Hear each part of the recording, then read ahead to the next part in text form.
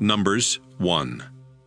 The people of Israel had left Egypt and were living in the Sinai desert. Then on the first day of the 2nd month of the 2nd year, Moses was in the sacred tent when the Lord said, I want you and Aaron to find out how many people are in each of Israel's clans and families, and make a list of all the men 20 years and older who are able to fight in battle. The following 12 family leaders, one from each tribe, will help you. Elizur, son of Shedeur from Reuben, Shelomiel, son of Zurishaddai from Simeon, Nahshon, son of Amminadab from Judah, Nethanel, son of Zuar from Issachar, Eliab, son of Helon from Zebulun, Elishama, son of Ammihud from Ephraim, Gamaliel, son of Pedazur from Manasseh, Abidan, son of Gideoni from Benjamin, Ahiezer, son of Ammishaddai from Dan, Pagiel, son of Ochran from Asher, Eliasaph, son of Duel from Gad, and Ahira, son of Enan from Naphtali. Moses and Aaron, together with these 12 tribal leaders, called together the people that same day. They were counted according to their clans and families. Then Moses and the others listed the names of the men 20 years and older, just as the Lord had commanded.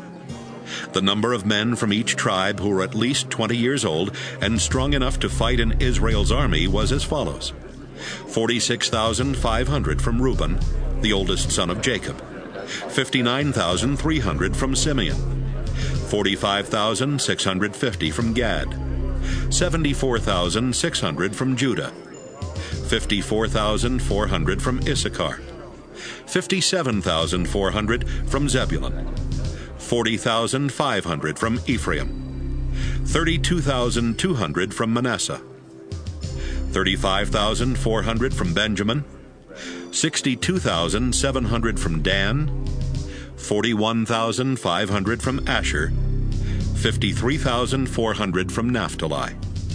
The total number of men registered by Moses, Aaron, and the 12 leaders was 603,550. But those from the Levi tribe were not included, because the Lord had said to Moses, When you count the Israelites, do not include those from the Levi tribe. Instead, give them the job of caring for the sacred tent, its furnishings, and the objects used for worship.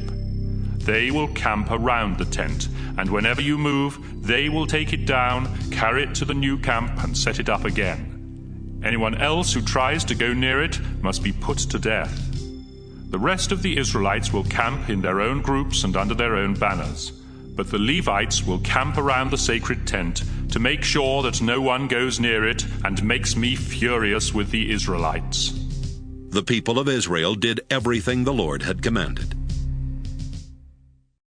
Numbers 2. The Lord told Moses and Aaron how the Israelites should arrange their camp. Each tribe must set up camp under its own banner and under the flags of its ancestral families. These camps will be arranged around the sacred tent, but not close to it. Judah and the tribes that march with it must set up camp on the east side of the sacred tent under their own banner. The 74,600 troops of the tribe of Judah will be arranged by divisions and led by Nahshon, son of Amminadab. On one side of Judah will be the tribe of Issachar, with Nethanel, son of Zuar, as the leader of its 54,000 troops. On the other side will be the tribe of Zebulun, with Eliab, son of Helon, as the leader of its 57,400 troops. These 186,400 troops will march into battle first.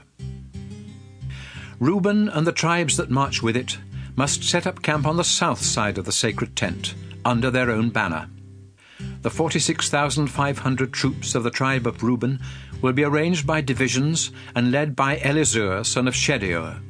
On one side of Reuben will be the tribe of Simeon, with Shelomiel, son of Zurishaddai, as the leader of its 59,300 troops.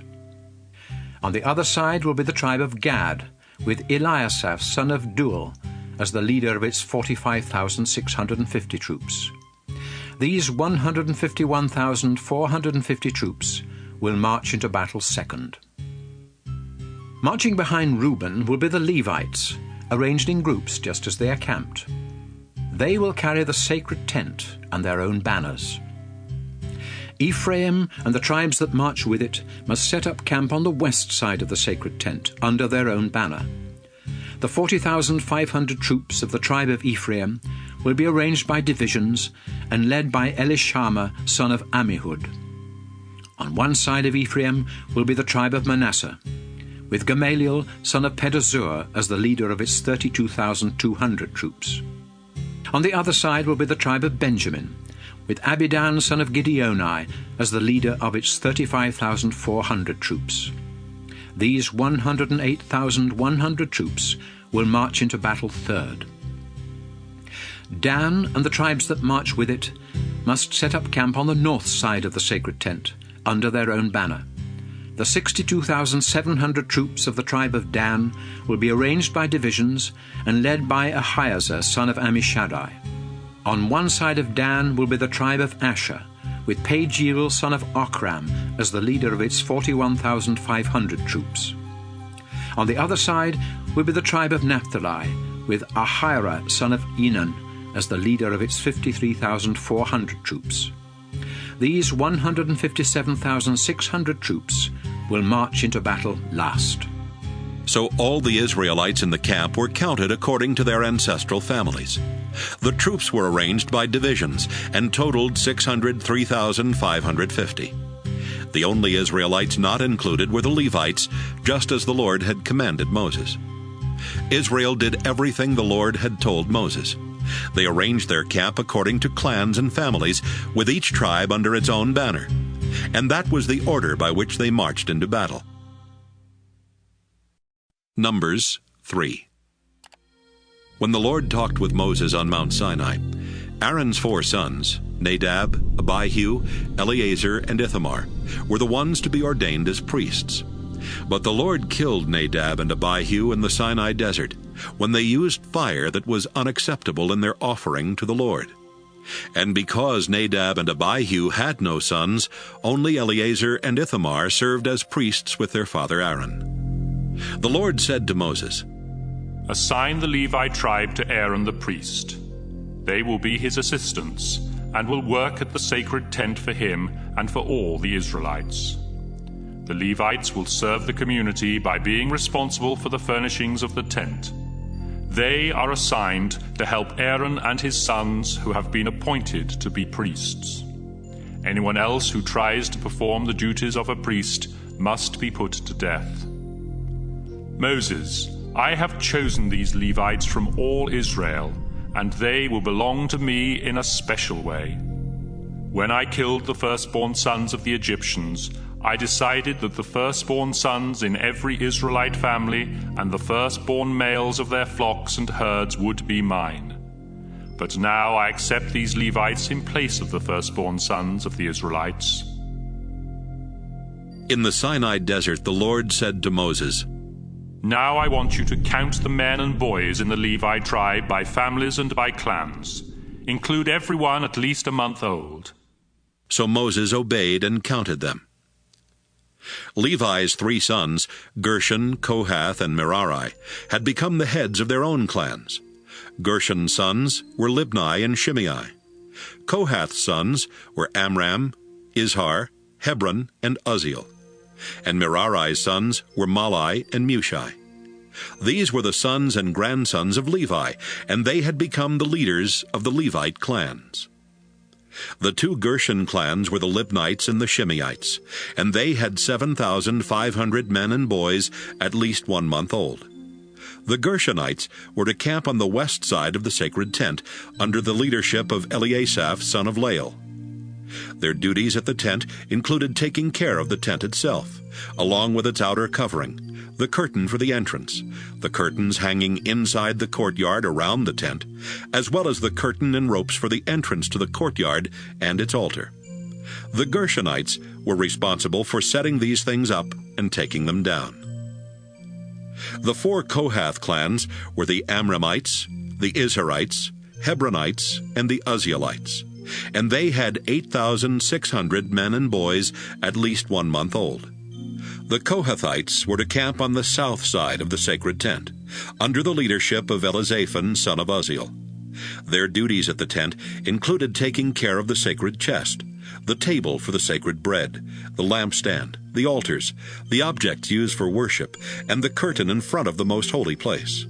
The Kohathites were responsible for setting these things up and taking them down. Eleazar, son of Aaron, was the head of the Levite leaders, and he made sure that the work at the sacred tent was done. The two Merari clans were the Mahlites and the Mushites, and they had 6,200 men and boys at least 1 month old.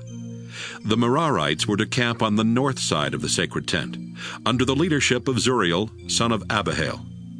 Their duties included taking care of the tent frames and the pieces that held the tent up, the bars, the posts, the stands, and its other equipment. They were also in charge of the posts that supported the courtyard, as well as their stands, tent pegs, and ropes. The Merari clans were responsible for setting these things up and taking them down.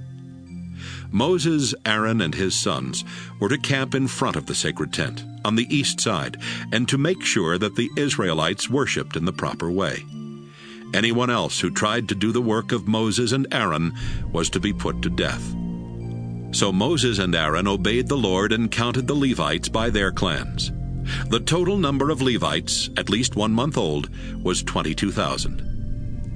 The Lord said to Moses, "Make a list and count the firstborn sons at least 1 month old in each of the Israelite families. They belong to me, but I will accept the Levites as substitutes for them, and I will accept the Levites' livestock as substitutes for the Israelites' firstborn livestock." Moses obeyed the Lord and counted the firstborn sons. There were 22,273 of them. Then the Lord said, "The Levites will belong to me and will take the place of the firstborn sons. Their livestock will take the place of the Israelites' firstborn livestock. But since there are more firstborn sons than Levites, the extra 273 men and boys must be bought back from me. For each one, you are to collect 5 pieces of silver, weighed according to the official standards. This money must then be given to Aaron and his sons." Moses collected the silver from the extra 273 firstborn men and boys, and it amounted to 1,365 pieces of silver, weighed according to the official standards. Then he gave it to Aaron and his sons, just as the Lord had commanded. Numbers 4. The Lord told Moses and Aaron, "Find out how many men between the ages of 30 and 50 are in the 4 Levite clans of Kohath.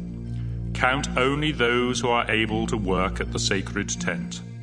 The Kohathites will be responsible for carrying the sacred objects used in worship at the sacred tent. When the Israelites are ready to move their camp, Aaron and his sons will enter the tent and take down the curtain that separates the sacred chest from the rest of the tent. They will cover the chest with this curtain, and then with a piece of fine leather, and cover it all with a solid blue cloth. After this, they will put the carrying poles in place. Next, Aaron and his sons will use another blue cloth to cover the table for the sacred bread. On the cloth they will place the dishes, the bowls for incense, the cups, the jugs for wine, as well as the bread itself. They are to cover all this with a bright red cloth, and then with a piece of fine leather before putting the carrying poles in place. With another blue cloth, they will cover the lampstand, along with the lamps, the lamp snuffers, the fire pans, and the jars of oil for the lamps. All of this will then be covered with a piece of fine leather and placed on a carrying frame. The gold incense altar is to be covered with a blue cloth, and then with a piece of fine leather before its carrying poles are put in place. Next, Aaron and his sons will take blue cloth and wrap all the objects used in worship at the sacred tent. These will need to be covered with a piece of fine leather, then placed on a carrying frame. They are to remove the ashes from the bronze altar and cover it with a purple cloth. On that cloth will be placed the utensils used at the altar, including the fire pans, the meat forks, the shovels, and the sprinkling bowls. All of this will then be covered with a piece of fine leather, before the carrying poles are put in place. When the camp is ready to be moved, the Kohathites will be responsible for carrying the sacred objects and the furnishings of the sacred tent. But Aaron and his sons must have already covered those things, so the Kohathites won't touch them and die. Eleazar, son of Aaron the priest, will be in charge of the oil for the lamps, the sweet-smelling incense, the grain for the sacrifices, and the olive oil used for dedications and ordinations. Eleazar is responsible for seeing that the sacred tent, its furnishings, and the sacred objects are taken care of. The Kohathites must not go near or even look at the sacred objects until Aaron and his sons have covered those objects. If they do, their entire clan will be wiped out. So make sure that Aaron and his sons go into the tent with them and tell them what to carry. The Lord said to Moses, Find out how many men between the ages of 30 and 50 are in the 2 Levite clans of Gershon. Count only those who are able to work at the sacred tent. The Gershonites will be responsible for carrying the curtains of the sacred tent, its 2 outer coverings, the curtain for the entrance to the tent, the curtains hanging around the courtyard of the tent, and the curtain and ropes for the entrance to the courtyard. The Gershonites are to do whatever needs to be done to take care of these things, and they will carry them wherever Aaron and his sons tell them to. These are the duties of the Gershonites at the sacred tent, and Ithamar, son of Aaron, will make sure they do their work. The Lord said, Moses, find out how many men between 30 and 50 are in the 2 Levite clans of Merari, but count only those who are able to work at the sacred tent. The Merarites will be responsible for carrying the frames of the tent and its other pieces, including the bars, the posts, the stands, as well as the posts that support the courtyard, together with their stands, tent pegs, and ropes. The Merarites are to be told exactly what objects they are to carry, and Ithamar, son of Aaron, will make sure they do their work. Moses, Aaron, and the other Israelite leaders obeyed the Lord and counted the Levi tribe by families and clans to find out how many men there were between the ages of 30 and 50 who could work at the sacred tent. There were 2,750 Kohathites, 2,630 Gershonites, and 3,200 Merarites, making a total of 8,580. Then they were all assigned their duties. Numbers 5. The Lord told Moses to say to the people of Israel, Put out of the camp everyone who has leprosy, or a bodily discharge, or who has touched a dead body. Now that I live among my people, their camp must be kept clean. The Israelites obeyed the Lord's instructions. The Lord told Moses to say to the community of Israel, If any of you commit a crime against someone, you have sinned against me. You must confess your guilt and pay the victim in full for whatever damage has been done, plus a fine of 20%. If the victim has no relative who can accept this money, it belongs to me and will be paid to the priest. In addition to that payment, you must take a ram for the priest to sacrifice, so your sin will be forgiven. When you make a donation to the sacred tent, that money belongs only to the priest, and each priest will keep what is given to him. The Lord told Moses to say to the people of Israel, Suppose a man becomes jealous and suspects that his wife has been unfaithful, but he has no proof. He must take his wife to the priest, together with 2 pounds of ground barley, as an offering to find out if she is guilty. No olive oil or incense is to be put on that offering. The priest is to have the woman stand at my altar, where he will pour sacred water into a clay jar and stir in some dust from the floor of the sacred tent. Next, he will remove her veil, then hand her the barley offering and say, If you have been faithful to your husband, this water won't harm you. But if you have been unfaithful, it will bring down the Lord's curse. You will never be able to give birth to a child, and everyone will curse your name. Then the woman will answer, If I am guilty, let it happen just as you say. The priest will write these curses on special paper and wash them off into the bitter water, so that when the woman drinks this water, the curses will enter her body. He will take the barley offering from her and lift it up in dedication to me, the Lord. Then he will place it on my altar and burn part of it as a sacrifice. After that, the woman must drink the bitter water. If the woman has been unfaithful, the water will immediately make her unable to have children, and she will be a curse among her people. But if she is innocent, her body will not be harmed, and she will still be able to have children. This is the ceremony that must take place at my altar when a husband suspects that his wife has been unfaithful.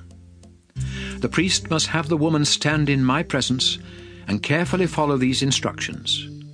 If the husband is wrong, he will not be punished, but if his wife is guilty, she will be punished. Numbers 6. The Lord told Moses to say to the people of Israel, If any of you want to dedicate yourself to me by vowing to become a Nazirite, you must no longer drink any wine or beer or use any kind of vinegar. Don't drink grape juice or eat grapes or raisins, not even the seeds or skins. Even the hair of a Nazirite is sacred to me, and as long as you are a Nazirite, you must never cut your hair. During the time that you are a Nazirite, you must never go close to a dead body, not even that of your father, mother, brother, or sister. That would make you unclean. Your hair is the sign that you are dedicated to me, so remain holy. If someone suddenly dies near you, your hair is no longer sacred, and you must shave it 7 days later during the ceremony to make you clean. Then on the next day, bring 2 doves or 2 pigeons to the priest at the sacred tent. He will offer one of the birds as a sacrifice for sin, and the other as a sacrifice to please me. You will then be forgiven for being too near a dead body, and your hair will again become sacred. But the dead body made you unacceptable, so you must make another vow to become a Nazirite and be dedicated once more. Finally, a year-old ram must be offered as the sacrifice to make things right. When you have completed your promised time of being a Nazirite, go to the sacred tent and offer 3 animals that have nothing wrong with them: a year-old ram as a sacrifice to please me, a year-old female lamb as a sacrifice for sin, and a full-grown ram as a sacrifice to ask my blessing. Wine offerings and grain sacrifices must also be brought with these animals.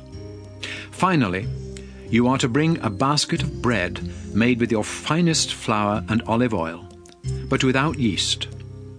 Also bring some thin wafers brushed with oil. The priest will take these gifts to my altar and offer them, so that I will be pleased and will forgive you. Then he will sacrifice the ram and offer the wine, grain, and bread. After that, you will stand at the entrance to the sacred tent, shave your head, and put the hair in the fire where the priest has offered the sacrifice to ask my blessing. Once the meat from the ram's shoulder has been boiled, the priest will take it, along with 1 loaf of bread and 1 wafer brushed with oil, and give them to you. You will hand them back to the priest, who will lift them up in dedication to me. Then he can eat the meat from the ram's shoulder, its choice ribs, and its hind leg, because this is his share of the sacrifice. After this, you will no longer be a Nazirite, and will be free to drink wine. These are the requirements for Nazirites. However, if you can afford to offer more, you must do so. The Lord told Moses, When Aaron and his sons bless the people of Israel, they must say, I pray that the Lord will bless and protect you, and that he will show you mercy and kindness. May the Lord be good to you and give you peace. Then the Lord said, If Aaron and his sons ask me to bless the Israelites, I will give them my blessing. Numbers 7. When Moses had finished setting up the sacred tent, he dedicated it to the Lord, together with its furnishings, the altar, and its equipment. Then the 12 tribal leaders of Israel, the same men who had been in charge of counting the people, came to the tent with gifts for the Lord. They brought 6 strong carts and 12 oxen, 1 ox from each leader, and a cart from every 2. The Lord said to Moses, "Accept these gifts, so the Levites can use them here at the sacred tent, for carrying the sacred things." Then Moses took the carts and oxen and gave them to the Levites, who were under the leadership of Ithamar son of Aaron. Moses gave 2 carts and 4 oxen to the Gershonites for their work, and 4 carts and 8 oxen to the Merarites for their work. But Moses did not give any to the Kohathites, because they were in charge of the sacred objects that had to be carried on their shoulders. On the day the altar was dedicated, the 12 leaders brought offerings for its dedication. The Lord said to Moses, "Each day 1 leader is to give his offering for the dedication." So each leader brought the following gifts: a silver bowl that weighed over 3 pounds, and a silver sprinkling bowl weighing almost 2 pounds, both of them filled with flour and olive oil as grain sacrifices, and weighed according to the official standards. A small gold dish filled with incense.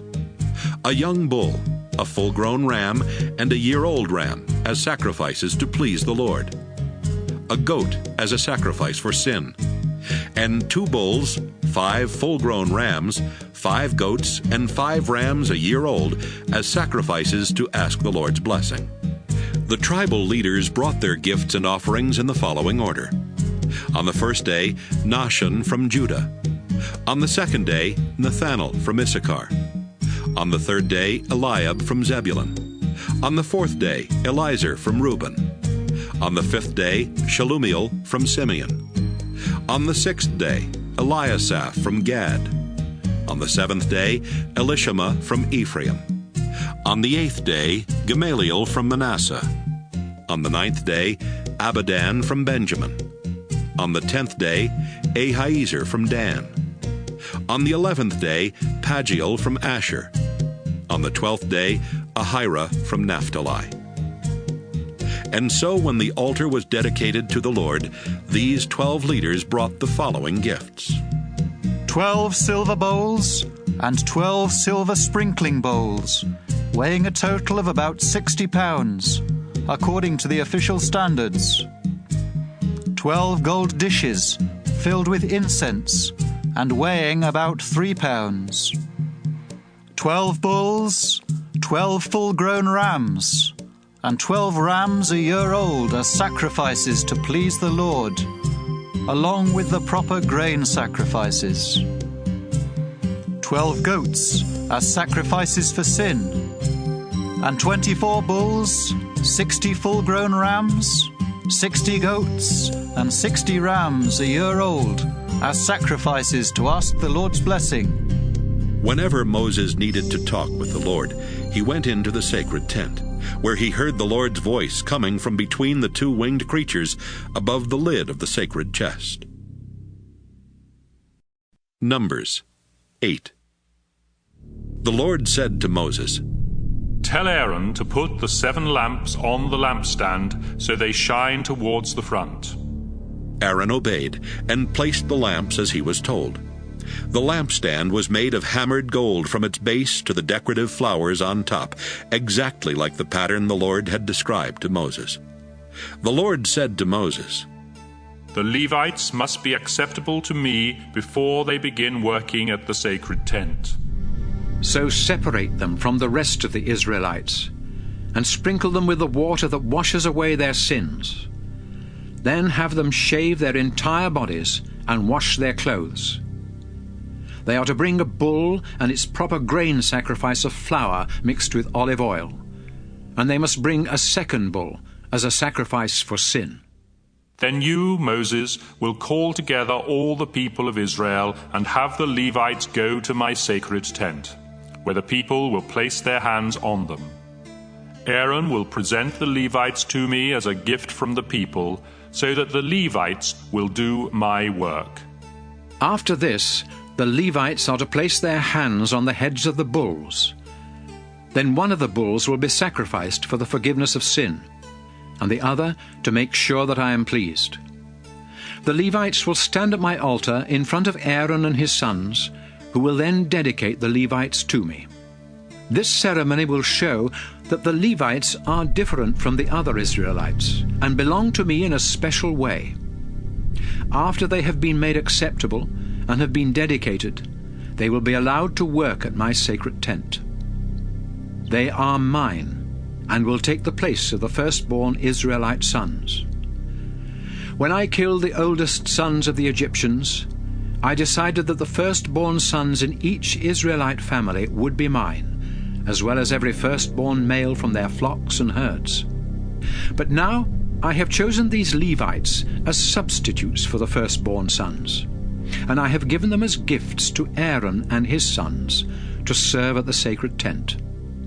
I will hold them responsible for what happens to anyone who gets too close to the sacred tent. Moses, Aaron, and the other Israelites made sure that the Levites did everything the Lord had commanded. The Levites sprinkled themselves with the water of forgiveness and washed their clothes. Then Aaron brought them to the altar and offered sacrifices to forgive their sins and make them acceptable to the Lord. After this, the Levites worked at the sacred tent as assistants to Aaron and his sons, just as the Lord had commanded. The Lord also told Moses, Levites who are between the ages of 25 and 50 can work at my sacred tent. But once they turn 50, they must retire. They may help the other Levites in their duties, but they must no longer be responsible for any work themselves. Remember this when you assign their duties. Numbers 9. During the first month of Israel's second year in the Sinai desert, the Lord had told Moses to say to the people, Celebrate Passover in the evening of the 14th day of this month, and do it by following all the regulations. Moses told the people what the Lord had said, and they celebrated Passover there in the desert in the evening of the 14th day of the first month. Some people in Israel's camp had touched a dead body and had become unfit to worship the Lord, and they could not celebrate Passover. But they asked Moses and Aaron, Even though we have touched a dead body, why can't we celebrate Passover and offer sacrifices to the Lord at the same time as everyone else? Moses said, Wait here while I go into the sacred tent and find out what the Lord says about this. The Lord then told Moses to say to the community of Israel, If any of you or your descendants touch a dead body and become unfit to worship me, or if you are away on a long journey, you may still celebrate Passover. But it must be done in the second month, in the evening of the 14th day. Eat the Passover lamb with thin bread and bitter herbs, and don't leave any of it until morning, or break any of the animal's bones. Be sure to follow these regulations. But if any of you refuse to celebrate Passover when you are not away on a journey, you will no longer belong to my people. You will be punished because you did not offer sacrifices to me at the proper time. Anyone, including foreigners who live among you, can celebrate Passover if they follow all the regulations. As soon as the sacred tent was set up, a thick cloud appeared and covered it. The cloud was there each day, and during the night a fire could be seen in it. The Lord used this cloud to tell the Israelites when to move their camp and where to set it up again. As long as the cloud covered the tent, the Israelites did not break camp. But when the cloud moved, they followed it, and wherever it stopped, they camped and stayed there, whether it was only one night, a few days, a month, or even a year. As long as the cloud remained over the tent, the Israelites stayed where they were. But when the cloud moved, so did the Israelites. They obeyed the Lord's commands and went wherever he directed Moses. Numbers 10. The Lord told Moses, Have someone make 2 trumpets out of hammered silver. These will be used to call the people together and to give the signal for moving your camp. If both trumpets are blown, everyone is to meet with you at the entrance to the sacred tent. But if just one is blown, only the 12 tribal leaders need to come together. Give a signal on a trumpet when it is time to break camp. The first blast will be the signal for the tribes camped on the east side, and the second blast will be the signal for those on the south. But when you want everyone to come together, sound a different signal on the trumpet. The priests of Aaron's family will be the ones to blow the trumpets, and this law will never change. Whenever you go into battle against an enemy attacking your land, give a warning signal on the trumpets. Then I, the Lord, will hear it and rescue you.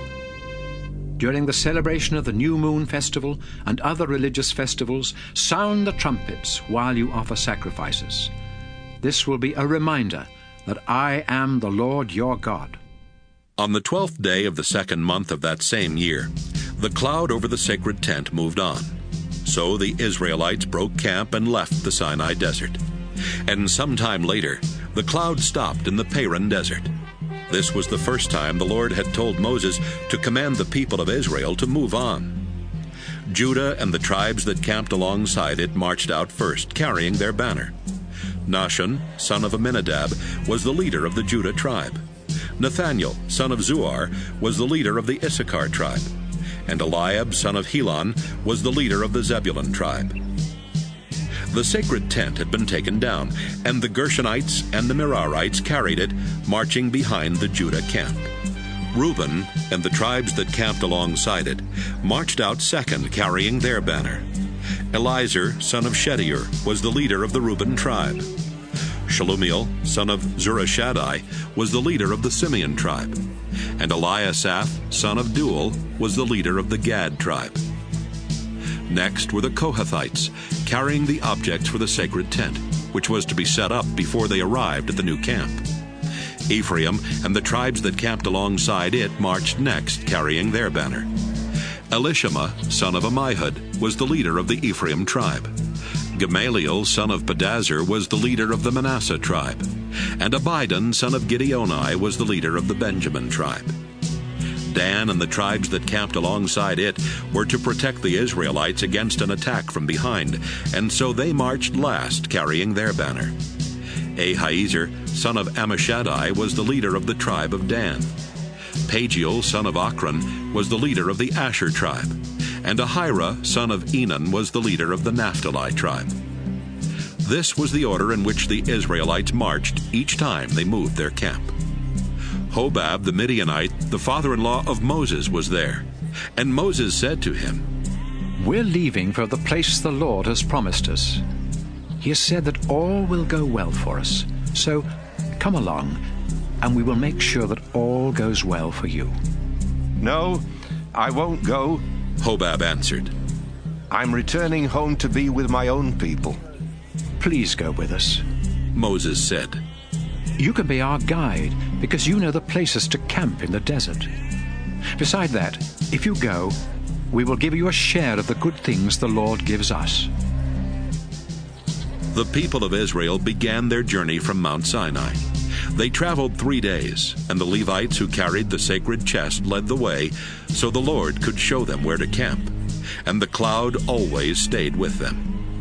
Each day as the Israelites began their journey, Moses would pray, Our Lord, defeat your enemies and make them run.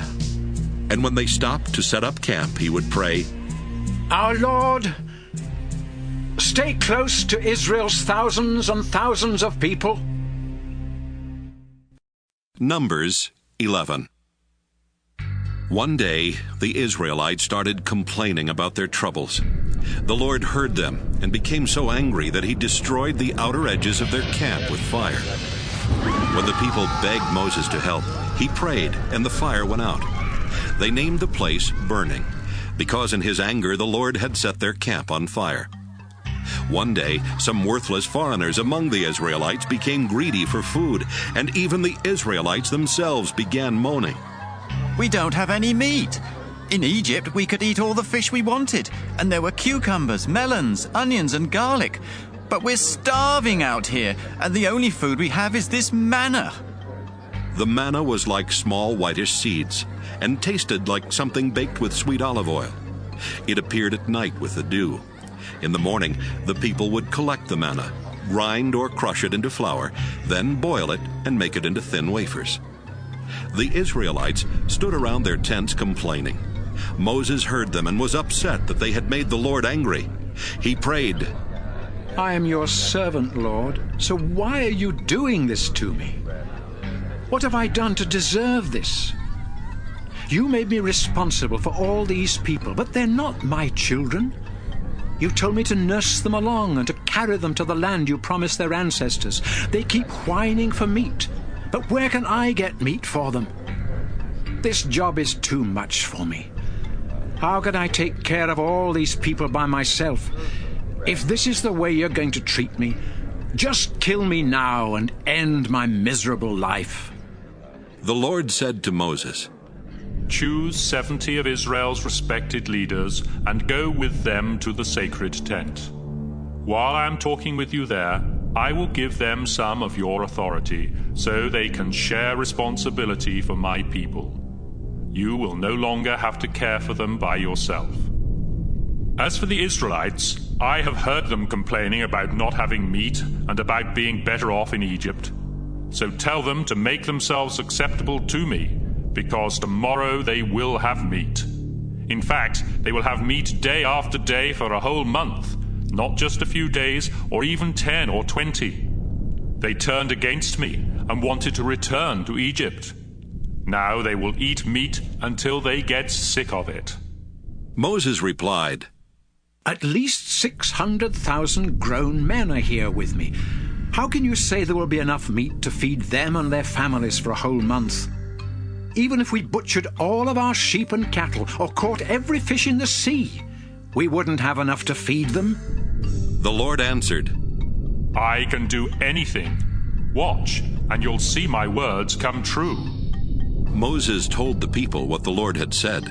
Then he chose 70 respected leaders and went with them to the sacred tent. While the leaders stood in a circle around the tent, Moses went inside, and the Lord spoke with him. Then the Lord took some authority from Moses and gave it to the 70 leaders. And when the Lord's Spirit took control of them, they started shouting like prophets, but they did it only this one time. Eldad and Medad were 2 leaders who had not gone to the tent. But when the Spirit took control of them, they began shouting like prophets right there in camp. A boy ran to Moses and told him about Eldad and Medad. Joshua was there helping Moses, as he had done since he was young. And he said to Moses, Sir, you must stop them. But Moses replied, Are you concerned what this might do to me? I wish the Lord would give his Spirit to all his people, so everyone could be a prophet. Then Moses and the 70 leaders went back to camp. Sometime later, the Lord sent a strong wind that blew quails in from the sea until Israel's camp was completely surrounded with birds, piled up about 3 feet high for miles in every direction. The people picked up quails for 2 days. Each person filled at least 50 bushels. Then they spread them out to dry. But before the meat could be eaten, the Lord became angry and sent a disease through the camp. After they had buried the people who had been so greedy for meat, they called the place Graves for the Greedy. Israel then broke camp and traveled to Hazeroth. Numbers 12. Although Moses was the most humble person in all the world, Miriam and Aaron started complaining. Moses had no right to marry that woman from Ethiopia. Who does he think he is? The Lord has spoken to us, not just to him. The Lord heard their complaint and told Moses, Aaron, and Miriam to come to the entrance of the sacred tent. There the Lord appeared in a cloud and told Aaron and Miriam to come closer. Then, after commanding them to listen carefully, he said, I, the Lord, speak to prophets in visions and dreams. But my servant Moses is the leader of my people. He sees me face to face, and everything I say to him is perfectly clear. You have no right to criticize my servant Moses. The Lord became angry at Aaron and Miriam. And after the Lord left and the cloud disappeared from over the sacred tent, Miriam's skin turned white with leprosy. When Aaron saw what had happened to her, he said to Moses, Sir, please don't punish us for doing such a foolish thing. Don't let Miriam's flesh rot away like a child born dead.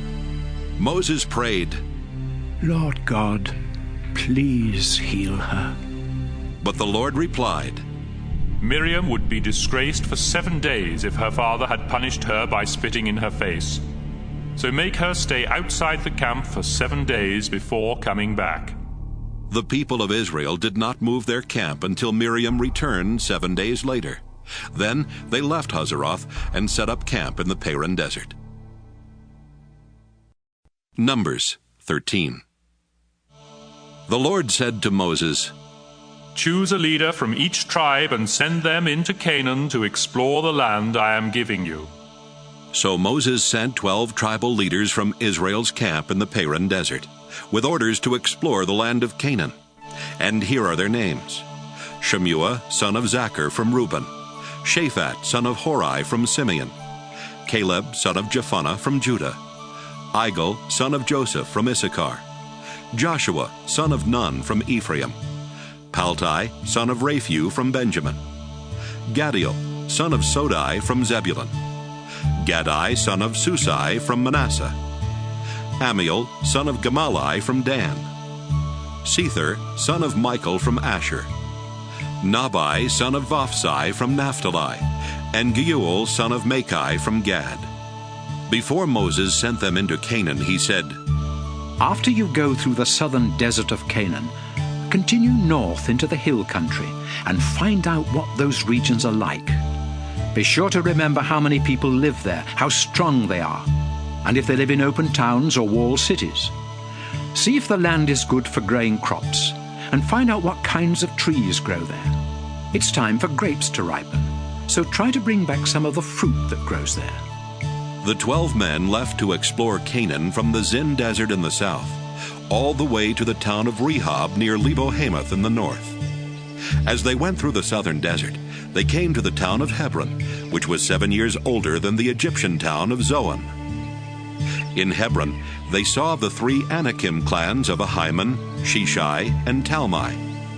When they got to Bunch Valley, they cut off a branch with such a huge bunch of grapes that it took 2 men to carry it on a pole.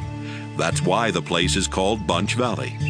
Along with the grapes, they also took back pomegranates and figs. After exploring the land of Canaan 40 days, the 12 men returned to Kadesh in the Paran desert and told Moses, Aaron, and the people what they had seen. They showed them the fruit and said, Look at this fruit. The land we explored is rich with milk and honey. But the people who live there are strong, and their cities are large and walled. We even saw the 3 Anakim clans. Besides that, the Amalekites live in the southern desert. The Hittites, Jebusites, and Amorites are in the hill country, and the Canaanites live along the Mediterranean Sea and the Jordan River. Caleb calmed down the crowd and said, Let's go and take the land. I know we can do it. But the other men replied, Those people are much too strong for us. Then they started spreading rumors and saying, We won't be able to grow anything in that soil, and the people are like giants. In fact, we saw the Nephilim, who are the ancestors of the Anakim. They were so big that we felt as small as grasshoppers. Numbers 14. After the Israelites heard the report from the 12 men who had explored Canaan, the people cried all night and complained to Moses and Aaron. We wish we had died in Egypt or somewhere out here in the desert.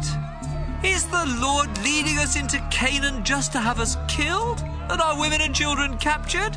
We'd be better off in Egypt.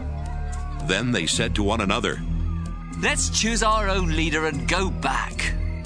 Moses and Aaron bowed down to pray in front of the crowd. Joshua and Caleb tore their clothes in sorrow and said, We saw the land ourselves, and it's very good. If we obey the Lord, he will surely give us that land rich with milk and honey. So don't rebel. We have no reason to be afraid of the people who live there. The Lord is on our side, and they won't stand a chance against us. The crowd threatened to stone Moses and Aaron to death, but just then the Lord appeared in a cloud at the sacred tent. The Lord said to Moses, I have done great things for these people, and they still reject me by refusing to believe in my power.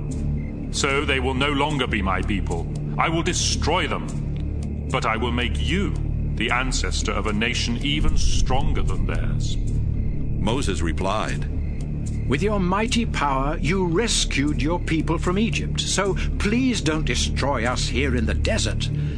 If you do, the Egyptians will hear about it and tell the people of Canaan. Those Canaanites already know that we are your people and that we see you face to face. And they have heard how you lead us with a thick cloud during the day and flaming fire at night. But if you kill us, they will claim it was because you weren't powerful enough to lead us into Canaan as you promised. Show us your great power, Lord. You promised that you love to show mercy and kindness, and you said that you are very patient, but that you will punish everyone guilty of doing wrong, not only them, but their children and grandchildren as well.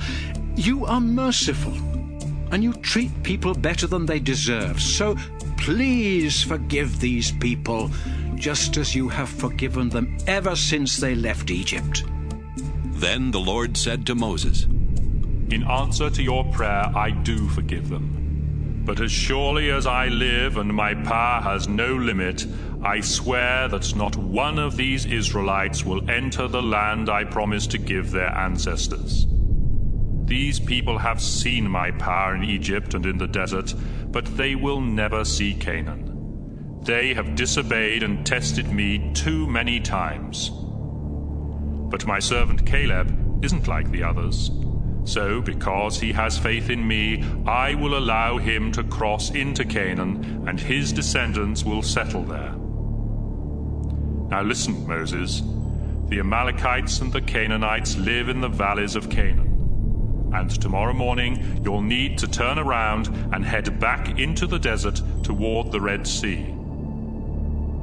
The Lord told Moses and Aaron to give this message to the people of Israel. You sinful people have complained against me too many times.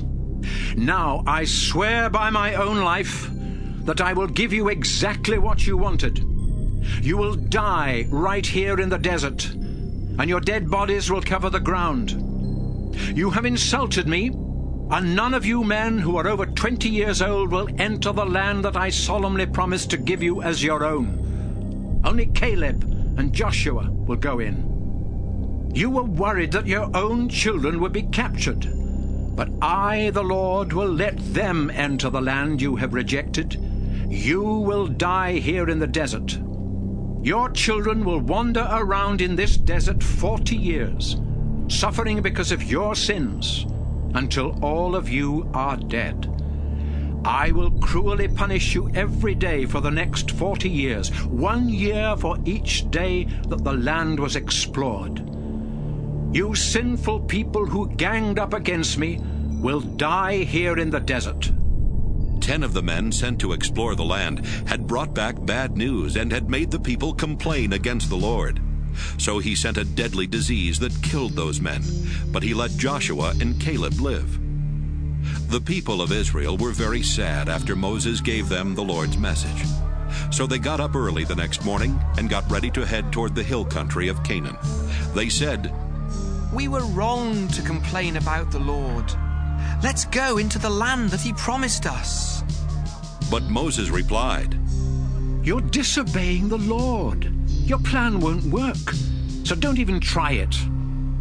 The Lord refuses to help you because you turned your backs on him. The Amalekites and the Canaanites are your enemies, and they will attack and defeat you. But the Israelites ignored Moses and marched toward the hill country, even though the sacred chest and Moses did not go with them.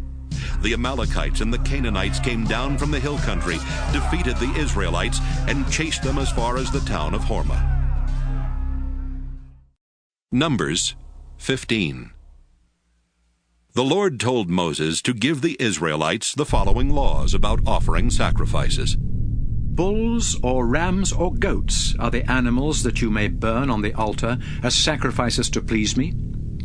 You may also offer sacrifices voluntarily, or because you made a promise, or because they are part of your regular religious ceremonies. The smell of the smoke from these sacrifices is pleasing to me.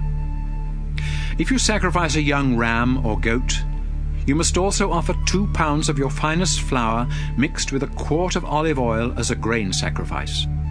A quart of wine must also be poured on the altar. And if the animal is a full-grown ram, you must offer 4 pounds of flour mixed with 1.5 quarts of olive oil. 1.5 quarts of wine must also be poured on the altar. The smell of this smoke is pleasing to me.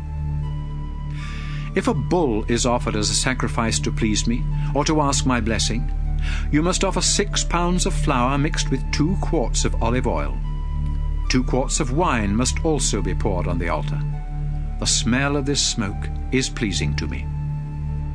If you were a native Israelite, you must obey these rules each time you offer a bull, a ram, or a goat as a sacrifice. And the foreigners who live among you must also follow these rules. This law will never change. I am the Lord, and I consider all people the same, whether they are Israelites or foreigners living among you. When you eat food in the land that I am giving you, remember to set aside some of it as an offering to me. From the first batch of bread dough that you make after each new grain harvest, make a loaf of bread and offer it to me just as you offer grain. All your descendants must follow this law and offer part of the first batch of bread dough. The Lord also told Moses to tell the people what must be done if they ever disobey his laws. If all of you disobey one of my laws without meaning to, you must offer a bull as a sacrifice to please me, together with a grain sacrifice, a wine offering, and a goat as a sacrifice for sin. Then the priest will pray and ask me to forgive you. And since you did not mean to do wrong, and you offered sacrifices, the sin of everyone, both Israelites and foreigners among you, will be forgiven. But if one of you does wrong without meaning to, you must sacrifice a year-old female goat as a sacrifice for sin. The priest will then ask me to forgive you, and your sin will be forgiven. The law will be the same for anyone who does wrong without meaning to, whether an Israelite or a foreigner living among you. But if one of you does wrong on purpose, whether Israelite or foreigner, you have sinned against me by disobeying my laws. You will be sent away and will no longer live among the people of Israel. Once, while the Israelites were traveling through the desert, a man was caught gathering firewood on the Sabbath. He was taken to Moses, Aaron, and the rest of the community, but no one knew what to do with him, so he was not allowed to leave. Then the Lord said to Moses, "Tell the people to take that man outside the camp and stone him to death." So he was killed just as the Lord had commanded Moses. The Lord told Moses to say to the people of Israel, "Sew tassels onto the bottom edge of your clothes, and tie a purple string to each tassel.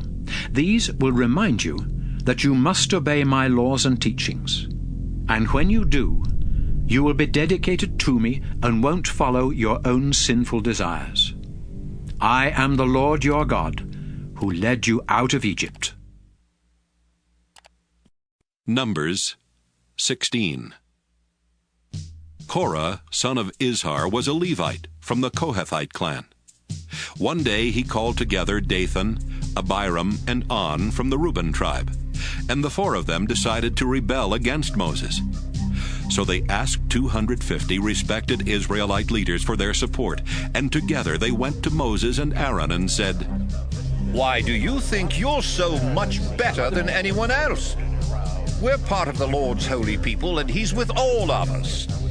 What makes you think you're the only ones in charge?" When Moses heard this, he knelt down to pray.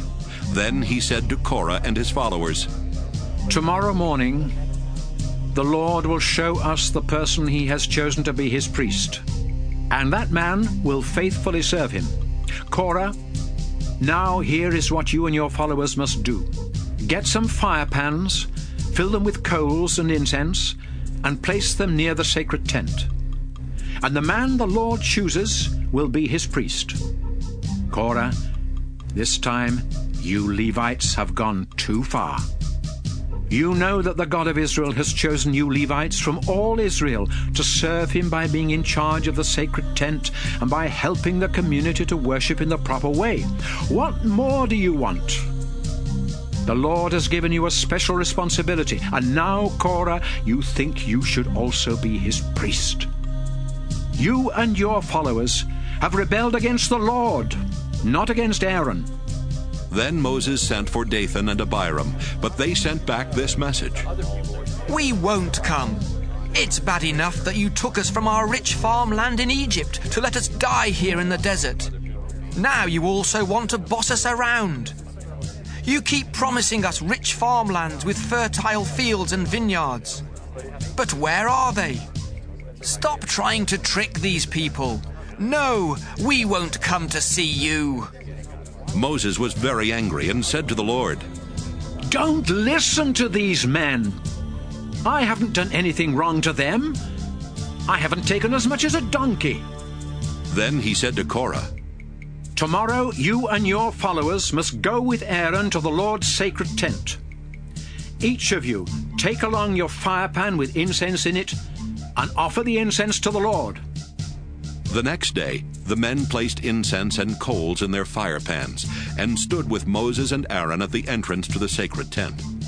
Meanwhile, Korah had convinced the rest of the Israelites to rebel against their two leaders. When that happened, the Lord appeared in all his glory and said to Moses and Aaron, Get away from the rest of the Israelites so I can kill them right now. But the two men bowed down and prayed, Our God, you gave these people life. Why would you punish everyone here when only one man has sinned? The Lord answered Moses, Tell the people to stay away from the tents of Korah, Dathan, and Abiram. Moses walked over to Dathan and Abiram, and the other leaders of Israel followed. Then Moses warned the people, Get away from the tents of these sinful men. Don't touch anything that belongs to them, or you'll be wiped out. So everyone moved away from those tents except Korah, Dathan, Abiram, and their families. Moses said to the crowd, The Lord has chosen me and told me to do these things. It wasn't my idea. And here's how you will know. If these men die a natural death, it means the Lord hasn't chosen me. But suppose the Lord does something that has never been done before. For example, what if a huge crack appears in the ground, and these men and their families fall into it and are buried alive, together with everything they own?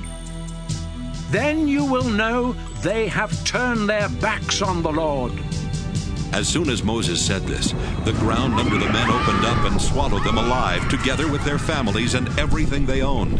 Then the ground closed back up, and they were gone. The rest of the Israelites heard their screams, so they ran off shouting, We don't want that to happen to us. Suddenly, the Lord sent a fire that burned up the 250 men who had offered incense to him. Then the Lord said to Moses, Tell Aaron's son Eleazar to take the fire pans from the smoldering fire and scatter the coals. The pans are now sacred because they were used for offering incense to me. Have them hammered into a thin layer of bronze as a covering for the altar. Those men died because of their sin, and now their fire pans will become a warning for the rest of the community. Eleazar collected the pans and had them hammered into a thin layer of bronze as a covering for the altar, just as the Lord had told Moses. The pans were a warning to the Israelites that only Aaron's descendants would be allowed to offer incense to the Lord. Anyone else who tried would be punished like Korah and his followers. The next day, the people of Israel again complained against Moses and Aaron. The two of you killed some of the Lord's people. As the people crowded around them, Moses and Aaron turned toward the sacred tent, and the Lord appeared in his glory in the cloud covering the tent. So Moses and Aaron walked to the front of the tent, where the Lord said to them, Stand back! I am going to wipe out these Israelites once and for all. They immediately bowed down and prayed. Then Moses told Aaron, Grab your fire pan and fill it with hot coals from the altar. Put incense in it. Then quickly take it to where the people are and offer it to the Lord so they can be forgiven. The Lord is very angry, and the people have already started dying. Aaron did exactly what he had been told.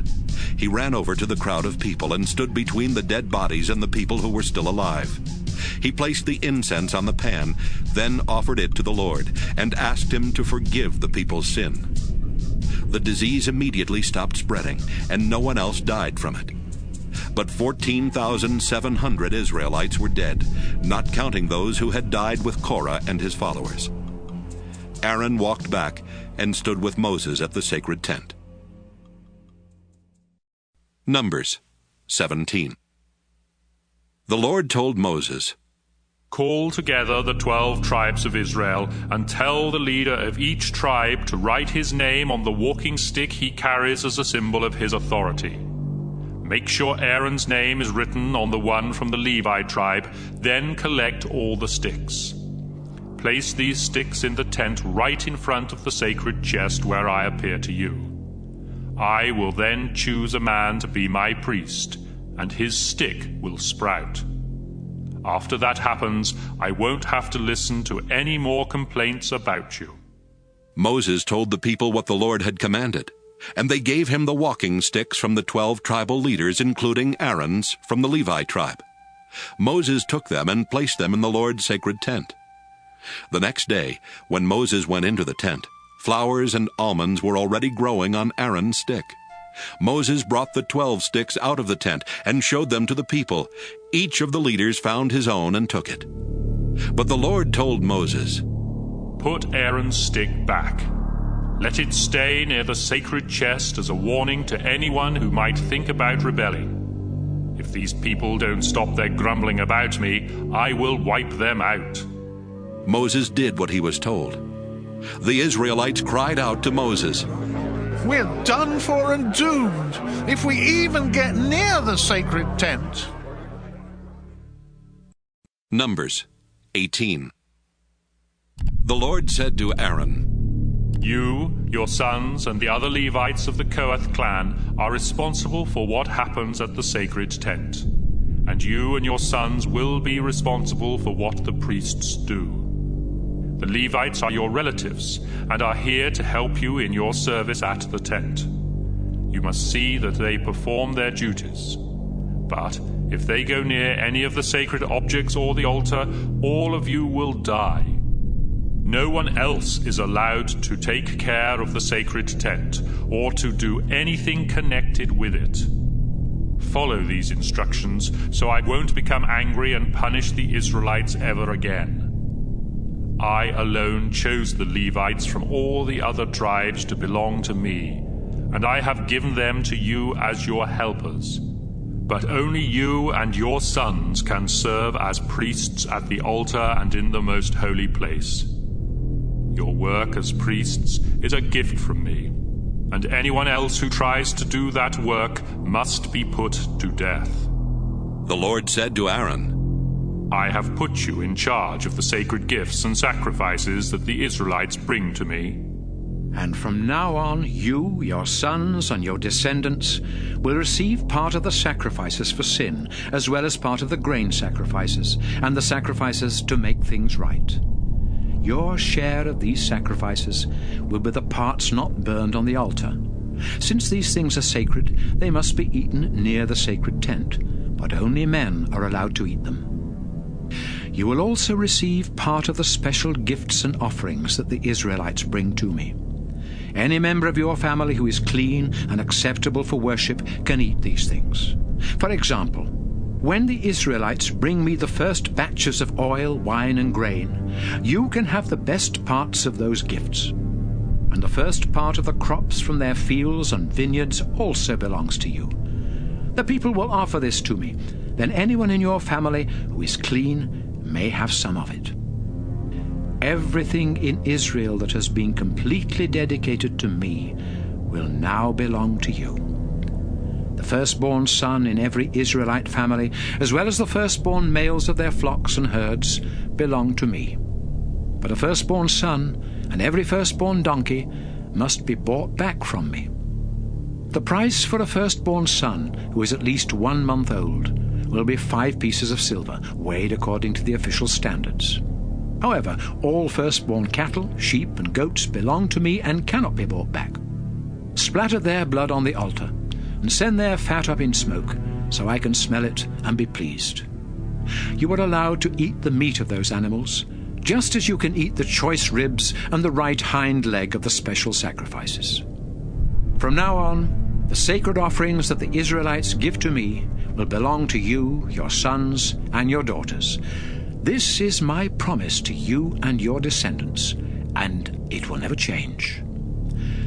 You will not receive any land in Israel as your own. I am the Lord, and I will give you whatever you need. 10% of the Israelites' crops and 1 out of every 10 of their newborn animals belong to me. But I am giving all this to the Levites as their pay for the work they do at the sacred tent. They are the only ones allowed to work at the tent, and they must not let anyone else come near it. Those who do must be put to death, and the Levites will also be punished. This law will never change. Since the Levites won't be given any land in Israel as their own, they will be given the crops and newborn animals that the Israelites offer to me. The Lord told Moses to say to the Levites, When you receive from the people of Israel 10% of their crops and newborn animals, you must offer 1/10 of that to me.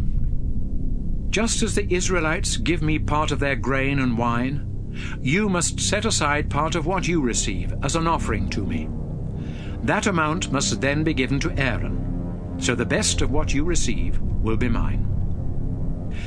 After you have dedicated the best parts to me, you can eat the rest, just as the Israelites eat part of their grain and wine after offering them to me. Your share may be eaten anywhere by anyone in your family, because it is your pay for working at the sacred tent. You won't be punished for eating it, as long as you have already offered the best parts to me. The gifts and sacrifices brought by the people must remain sacred, and if you eat any part of them before they are offered to me, you will be put to death. Numbers 19. The Lord gave Moses and Aaron the following law. The people of Israel must bring Moses a reddish-brown cow that has nothing wrong with it and that has never been used for plowing. Moses will give it to Eleazar the priest. Then it will be led outside the camp and killed while Eleazar watches. He will dip his finger into the blood and sprinkle it 7 times in the direction of the sacred tent. Then the whole cow, including its skin, meat, blood, and insides, must be burned. A priest is to throw a stick of cedar wood, a hyssop branch, and a piece of red yarn into the fire. After the ceremony, the priest is to take a bath and wash his clothes. Only then can he go back into the camp, but he remains unclean and unfit for worship until evening. The man who burned the cow must also wash his clothes and take a bath, but he is also unclean until evening. A man who isn't unclean must collect the ashes of the burnt cow and store them outside the camp in a clean place. The people of Israel can mix these ashes with the water used in the ceremony to wash away sin. The man who collects the ashes must wash his clothes, but will remain unclean until evening. This law must always be obeyed by the people of Israel and the foreigners living among them. If you touch a dead body, you will be unclean for 7 days. But if you wash with the water mixed with the cow's ashes on the 3rd day and again on the 7th day, you will be clean and acceptable for worship. You must wash yourself on those days. If you don't, you will remain unclean. Suppose you touch a dead body, but refuse to be made clean by washing with the water mixed with ashes. You will be guilty of making my sacred tent unclean, and will no longer belong to the people of Israel. If someone dies in a tent while you are there, you will be unclean for 7 days. And anyone who later enters the tent will also be unclean. Any open jar in the tent is unclean. If you touch the body of someone who was killed, or who died of old age, or if you touch a human bone or a grave, you will be unclean for 7 days. Before you can be made clean, someone who is clean must take some of the ashes from the burnt cow and stir them into a pot of spring water. That same person must dip a hyssop branch in the water and ashes, then sprinkle it on the tent and everything in it, including everyone who was inside. If you have touched a human bone, a grave, or a dead body, you must be sprinkled with that water. If this is done on the 3rd day and on the 7th day, you will be clean. Then, after you take a bath and wash your clothes, you can worship that evening. If you are unclean and refuse to be made clean by washing with the water mixed with ashes, you will be guilty of making my sacred tent unclean, and you will no longer belong to the people of Israel. These laws will never change. The man who sprinkled the water and the ashes on you when you were unclean must also wash his clothes. And whoever touches this water is unclean until evening. When you are unclean, everything you touch becomes unclean, and anyone who touches you will be unclean until evening. Numbers 20. The people of Israel arrived at the Zin desert during the 1st month and set up camp near the town of Kadesh. It was there that Miriam died and was buried.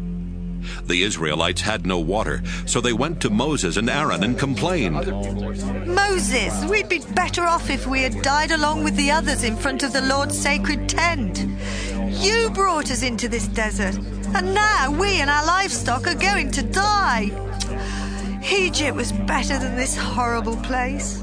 At least there we had grain and figs and grapevines and pomegranates. But now we don't even have any water. Moses and Aaron went to the entrance to the sacred tent, where they bowed down. The Lord appeared to them in all his glory and said, Moses, get your walking stick. Then you and Aaron call the people together and command that rock to give you water. That's how you will provide water for the people of Israel and their livestock. Moses obeyed and took his stick from the sacred tent. After he and Aaron had gathered the people around the rock, he said, Look, you rebellious people, and you will see water flow from this rock. He raised his stick in the air and struck the rock 2 times. At once, water gushed from the rock, and the people and their livestock had water to drink. But the Lord said to Moses and Aaron, Because you refused to believe in my power, these people did not respect me. And so you will not be the ones to lead them into the land I have promised. The Israelites had complained against the Lord, and he had shown them his holy power by giving them water to drink. So they named the place Meribah, which means complaining. Moses sent messengers from Israel's camp near Kadesh with this message for the king of Edom. We are Israelites, your own relatives, and we are sure you have heard the terrible things that have happened to us.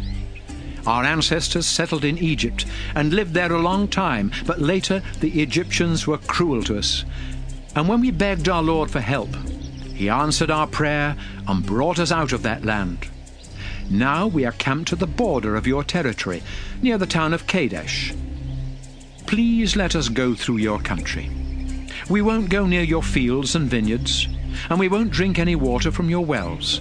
We will stay on the main road until we leave your territory. But the Edomite king answered, No, I won't let you go through our country, and if you try, we will attack you. Moses sent back this message. We promise to stay on the main road, and if any of us or our livestock drink your water, we will pay for it. We just want to pass through. But the Edomite king insisted. You can't go through our land. Then Edom sent out its strongest troops to keep Israel from passing through its territory. So the Israelites had to go in another direction. After the Israelites had left Kadesh and had gone as far as Mount Hor on the Edomite border, the Lord said, Aaron, this is where you will die. You and Moses disobeyed me at Meribah, and so you will not enter the land I promised the Israelites. Moses, go with Aaron and his son Eleazar to the top of the mountain. Then take Aaron's priestly robe from him and place it on Eleazar. Aaron will die there." Moses obeyed, and everyone watched as he and Aaron and Eleazar walked to the top of Mount Hor. Moses then took the priestly robe from Aaron and placed it on Eleazar. Aaron died there. When Moses and Eleazar came down, the people knew that Aaron had died, and they mourned his death for 30 days. Numbers 21. The Canaanite king of Arad lived in the southern desert of Canaan, and when he heard that the Israelites were on their way to the village of Atharim, he attacked and took some of them hostage. The Israelites prayed, "Our Lord, if you will help us defeat these Canaanites, we'll completely destroy their towns and everything in them to show that they belong to you." The Lord answered their prayer and helped them wipe out the Canaanite army and completely destroy their towns. That's why one of the towns is named Hormah, which means destroyed place. The Israelites had to go around the territory of Edom, so when they left Mount Hor, they headed south toward the Red Sea. But along the way, the people became so impatient that they complained against God and said to Moses, "Did you bring us out of Egypt just to let us die in the desert? There's no water out here, and we can't stand this awful food." Then the Lord sent poisonous snakes that bit and killed many of them. Some of the people went to Moses and admitted, "It was wrong of us to insult you and the Lord. Now please ask him to make these snakes go away." Moses prayed, and the Lord answered, "Make a snake out of bronze and place it on top of a pole. Anyone who gets bitten can look at the snake and won't die." Moses obeyed the Lord, and all of those who looked at the bronze snake lived, even though they had been bitten by the poisonous snakes. As the Israelites continued their journey to Canaan, they camped at Oboth, then at Abarim in the desert east of Moab, and then in the Zered Gorge. After that, they crossed the Arnon River Gorge and camped in the Moabite desert bordering Amorite territory. The Arnon was the border between the Moabites and the Amorites. A song in the book of the Lord's battles mentions the town of Pơhiăp with its creeks in the territory of Supha. It also mentions the Arnon River with its valleys that lie alongside the Moabite border and extend to the town of Ar. From the Arnon, the Israelites went to the well near the town of Beer, where the Lord had said to Moses, "Call the people together, and I will give them water to drink." That's also the same well the Israelites sang about in this song. "Let's celebrate! The well has given us water. With their royal scepters, our leaders pointed out where to dig the well." The Israelites left the desert and camped near the town of Mattanah, then at Nahaliel, and then at Bamoth. Finally, they reached the Moabite territory, where they camped near Mount Pisgah in a valley overlooking the desert north of the Dead Sea. The Israelites sent this message to King Sihon of the Amorites. "Please let us pass through your territory. We promise to stay away from your fields and vineyards, and we won't drink any water from your wells. As long as we're in your land, we won't get off the main road." But Sihon refused to let Israel travel through his land. Instead, he called together his entire army and marched into the desert to attack Israel near the town of Jahaz. Israel defeated them and took over the Amorite territory from the Arnon River Gorge in the south to the Jabbok River Gorge in the north. Beyond the Jabbok was the territory of the Ammonites, who were much stronger than Israel. The Israelites settled in the Amorite towns, including the capital city of Heshbon, with its surrounding villages. King Sihon had ruled from Heshbon after defeating the Moabites and taking over their land north of the Arnon River Gorge. That's why the Amorites had written this poem about Heshbon. "Come and rebuild Heshbon, King Sihon's capital city. His armies marched out like fiery flames, burning down the town of Ar and destroying the hills along the Arnon River. You Moabites are done for. Your god Chemosh deserted your people. They were captured, taken away by King Sihon the Amorite. We completely defeated Moab. The towns of Heshbon and Dibon, of Nophah and Medeba are ruined and gone. After the Israelites had settled in the Amorite territory, Moses sent some men to explore the town of Jazer. Later, the Israelites captured the villages surrounding it and forced out the Amorites who lived there. The Israelites headed toward the region of Bashan, where King Og ruled, and he led his entire army to Edrei to meet Israel in battle. The Lord said to Moses, "Don't be afraid of Og. I will help you defeat him and his army, just as you did King Sihon, who ruled Heshbon. Og's territory will be yours." So the Israelites wiped out Og, his family, and his entire army. There were no survivors. Then Israel took over the land of Bashan. Numbers 22. Israel moved from there to the hills of Moab, where they camped across the Jordan River from the town of Jericho. When King Balak of Moab and his people heard how many Israelites there were and what they had done to the Amorites, he and the Moabites were terrified and panicked. They said to the Midianite leaders, "That bunch of Israelites will wipe out everything in sight, like a bull eating grass in a field." So King Balak sent a message to Balaam, son of Beor, who lived among his relatives in the town of Pethor, near the Euphrates River. It said, "I need your help. A huge group of people has come here from Egypt and settled near my territory. They are too powerful for us to defeat. So would you come and place a curse on them? Maybe then we can run them off. I know that anyone you bless will be successful, but anyone you curse will fail." The leaders of Moab and Midian left and took along money to pay Balaam for his work. When they got to his house, they gave him Balak's message. "Spend the night here," Balaam replied, "and tomorrow I will tell you the Lord's answer." So the officials stayed at his house. During the night, God asked Balaam, "Who are these people at your house?" "They are messengers from King Balak of Moab." Balaam answered, "He sent them to ask me to go to Moab and place a curse on the people who have come there from Egypt. They have settled everywhere around him, and he wants to run them off." But God replied, "Don't go with Balak's messengers. I have blessed those people who have come from Egypt, so don't curse them." The next morning, Balaam said to Balak's officials, "Go on back home. The Lord says I cannot go with you." The officials left and told Balak that Balaam refused to come. Then Balak sent a larger group of officials who were even more important than the first ones. They went to Balaam and told him that Balak had said, "Balaam, if you come to Moab, I'll pay you very well and do whatever you ask. Just come and place a curse on these people." Balaam answered, "Even if Balak offered me a palace full of silver or gold, I wouldn't do anything to disobey the Lord my God.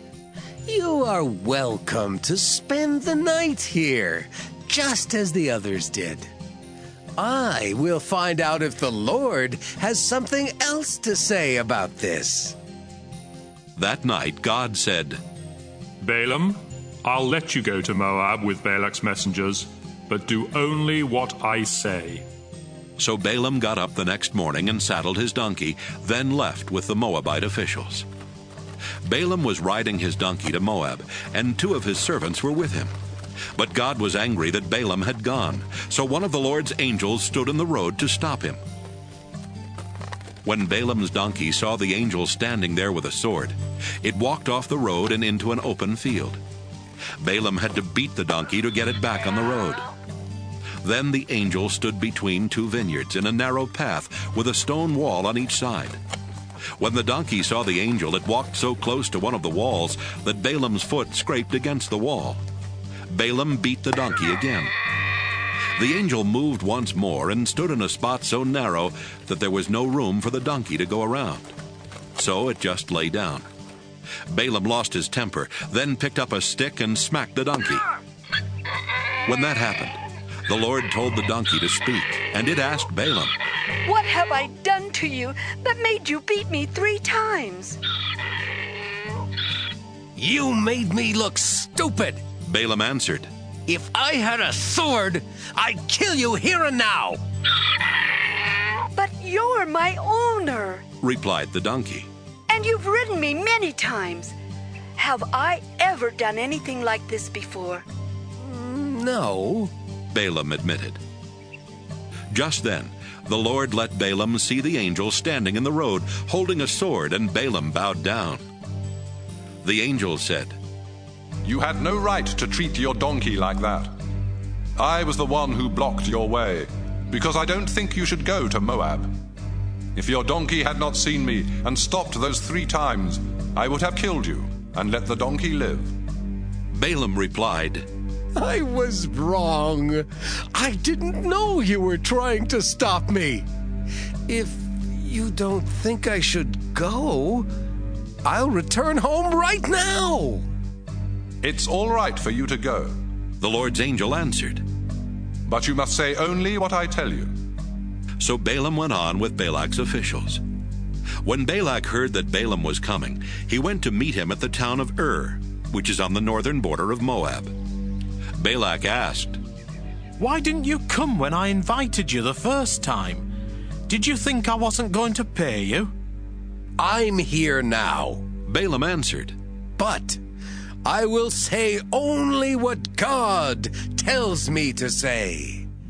They left and went to the town of Kiriath-Huzoth, where Balak sacrificed cattle and sheep and gave some of the meat to Balaam and the officials who were with him. The next morning, Balak took Balaam to the town of Bamoth Baal. From there, Balaam could see some of the Israelites. Numbers 23. Balaam said to Balak, Build 7 altars here, then bring 7 bulls and 7 rams. After Balak had done this, they sacrificed a bull and a ram on each altar. Then Balaam said, Wait here beside your offerings, and I'll go somewhere to be alone. Maybe the Lord will appear to me.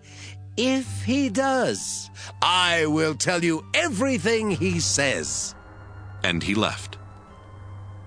When God appeared to him, Balaam said, I have built 7 altars and have sacrificed a bull and a ram on each one. The Lord gave Balaam a message, then sent him back to tell Balak. When Balaam returned, he found Balak and his officials standing beside the offerings. Balaam said, King Balak of Moab brought me from the hills of Syria to curse Israel and announce its doom. But I can't go against God. He did not curse or condemn Israel. From the mountain peaks I look down and see Israel, the obedient people of God. They are living alone in peace, and though they are many, they don't bother the other nations. I hope to obey God for as long as I live and to die in such peace. Balak said, What are you doing?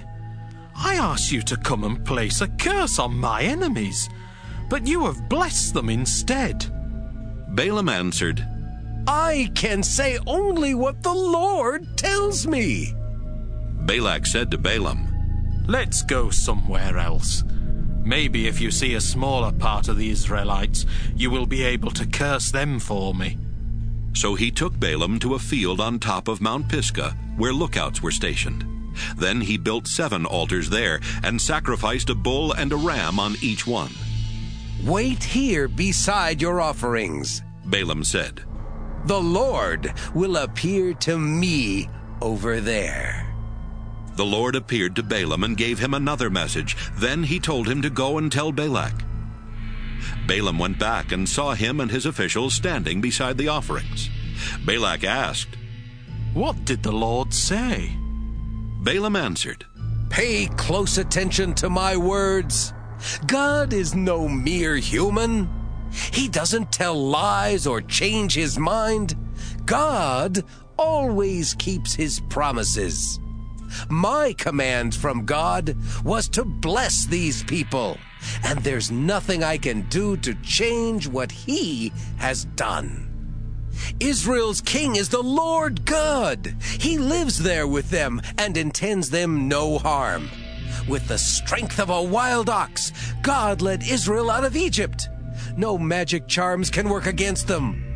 Just look what God has done for his people. They are like angry lions ready to attack, and they won't rest until their victim is gobbled down. Balak shouted, "If you're not going to curse Israel, then at least don't bless them." I've already told you. Balaam answered, I will say only what the Lord tells me. Balak said to Balaam, "Come on, let's try another place. Maybe God will let you curse Israel from there." So he took Balaam to Mount Peor, overlooking the desert north of the Dead Sea. Balaam said, Build 7 altars here, then bring me 7 bulls and 7 rams. After Balak had done what Balaam asked, he sacrificed a bull and a ram on each altar. Numbers 24. Balaam was sure that the Lord would tell him to bless Israel again. So he did not use any magic to find out what the Lord wanted him to do, as he had the first 2 times. Instead, he looked out toward the desert and saw the tribes of Israel camped below. Just then, God's Spirit took control of him, and Balaam said, I am the son of Beor, and my words are true, so listen to my message. It comes from the Lord, the God all-powerful. I bowed down to him and saw a vision of Israel. People of Israel, your camp is lovely. It's like a grove of palm trees or a garden beside a river. You are like tall aloe trees that the Lord has planted, or like cedars growing near water. You and your descendants will prosper like an orchard beside a stream. Your king will rule with power and be a greater king than Agag the Amalekite. With the strength of a wild ox, God led you out of Egypt. You will defeat your enemies, shooting them with arrows and crushing their bones. Like a lion, you lie down resting after an attack. Who would dare disturb you? Anyone who blesses you will be blessed. Anyone who curses you will be cursed. When Balak heard this, he was so furious that he pounded his fist against his hand and said, I called you here to place a curse on my enemies, and you've blessed them 3 times. Leave now and go home. I told you I would pay you well, but since the Lord didn't let you do what I asked, you won't be paid. Balaam answered, I told your messengers that even if you offered me a palace full of silver or gold, I would still obey the Lord. And I explained that I would say only what he told me. So I'm going back home. But I'm leaving you with a warning about what the Israelites will someday do to your nation. Balaam said, I am the son of Beor, and my words are true, so listen to my message. My knowledge comes from God Most High, the Lord All-Powerful. I bowed down to him and saw a vision of Israel. What I saw in my vision hasn't happened yet, but someday a king of Israel will appear like a star. He will wipe out you Moabites and destroy those tribes who live in the desert. Israel will conquer Edom and capture the land of that enemy nation. The king of Israel will rule and destroy the survivors of every town there. And I saw this vision about the Amalekites. Their nation is now great, but it will someday disappear forever. And this is what I saw about the Kenites. They think they're safe living among the rocks, but they will be wiped out when Assyria conquers them. No one can survive if God plans destruction. Ships will come from Cyprus, bringing people who will invade the lands of Assyria and Eber. But finally, Cyprus itself will be ruined. After Balaam finished, he started home, and Balak also left. Numbers 25. While the Israelites were camped at Acacia, some of the men had sex with Moabite women. These women then invited the men to ceremonies where sacrifices were offered to their gods. The men ate the meat from the sacrifices and worshipped the Moabite gods. The Lord was angry with Israel because they had worshipped the god Baal Peor. So he said to Moses, "Take the Israelite leaders who are responsible for this and have them killed in front of my sacred tent where everyone can see. Maybe then I will stop being angry with the Israelites." Moses told Israel's officials, "Each of you must put to death any of your men who worshipped Baal." Later, Moses and the people were at the sacred tent crying when one of the Israelite men brought a Midianite woman to meet his family. Phinehas, the grandson of Aaron the priest, saw the couple and left the crowd. He found a spear and followed the man into his tent, where he ran the spear through the man and into the woman's stomach. The Lord immediately stopped punishing Israel with a deadly disease, but 24,000 Israelites had already died.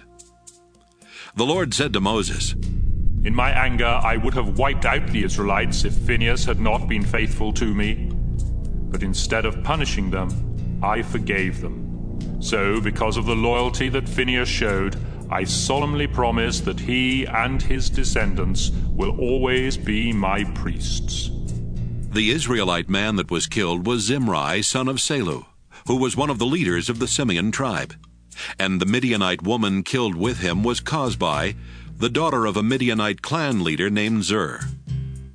The Lord told Moses, "The Midianites are now enemies of Israel, so attack and defeat them. They tricked the people of Israel into worshipping their god at Peor, and they are responsible for the death of Cosbi, the daughter of one of their own leaders." Numbers 26. After the Lord had stopped the deadly disease from killing the Israelites, he said to Moses and Eleazar, son of Aaron, "I want you to find out how many Israelites are in each family, and list every man 20 years and older who is able to serve in Israel's army." Israel was now camped in the hills of Moab across the Jordan River from the town of Jericho. Moses and Eleazar told them what the Lord had said about counting the men 20 years and older, just as Moses and their ancestors had done when they left Egypt. There were 43,730 men from the tribe of Reuben, the oldest son of Jacob. These men were from the clans of Hanok, Palu, Hezron, and Carmi. Palu was the father of Eliab, and the grandfather of Nemuel, Dathan, and Abiram. These are the same Dathan and Abiram who had been chosen by the people, but who followed Korah and rebelled against Moses, Aaron, and the Lord. That's when the Lord made the earth open up and swallow Dathan, Abiram, and Korah. At the same time, fire destroyed 250 men as a warning to the other Israelites. But the Korahite clan wasn't destroyed. There were 22,200 men from the tribe of Simeon. They were from the clans of Nemuel, Jamin, Jachin, Zerah, and Shaul. There were 40,500 men from the tribe of Gad. They were from the clans of Zephon, Haggi, Shunai, Ozni, Eri, Arad, and Areli. There were 76,500 men from the tribe of Judah. They were from the clans of Shelah, Perez, Zerah, Hezron, and Hamel. Judah's sons and Onan had died in Canaan. There were 64,300 men from the tribe of Issachar. They were from the clans of Tola, Puvah, Jashub, and Shimron. There were 60,500 men from the tribe of Zebulun. They were from the clans of Sirad, Elon, and Jaleel. There were 52,700 men from the tribe of Manasseh, son of Joseph.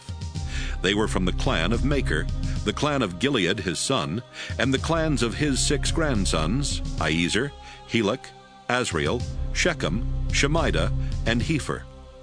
Zelophehad, son of Hepher, had no sons, but he had 5 daughters, Mahlah, Noah, Hoglah, Milcah, and Tirzah.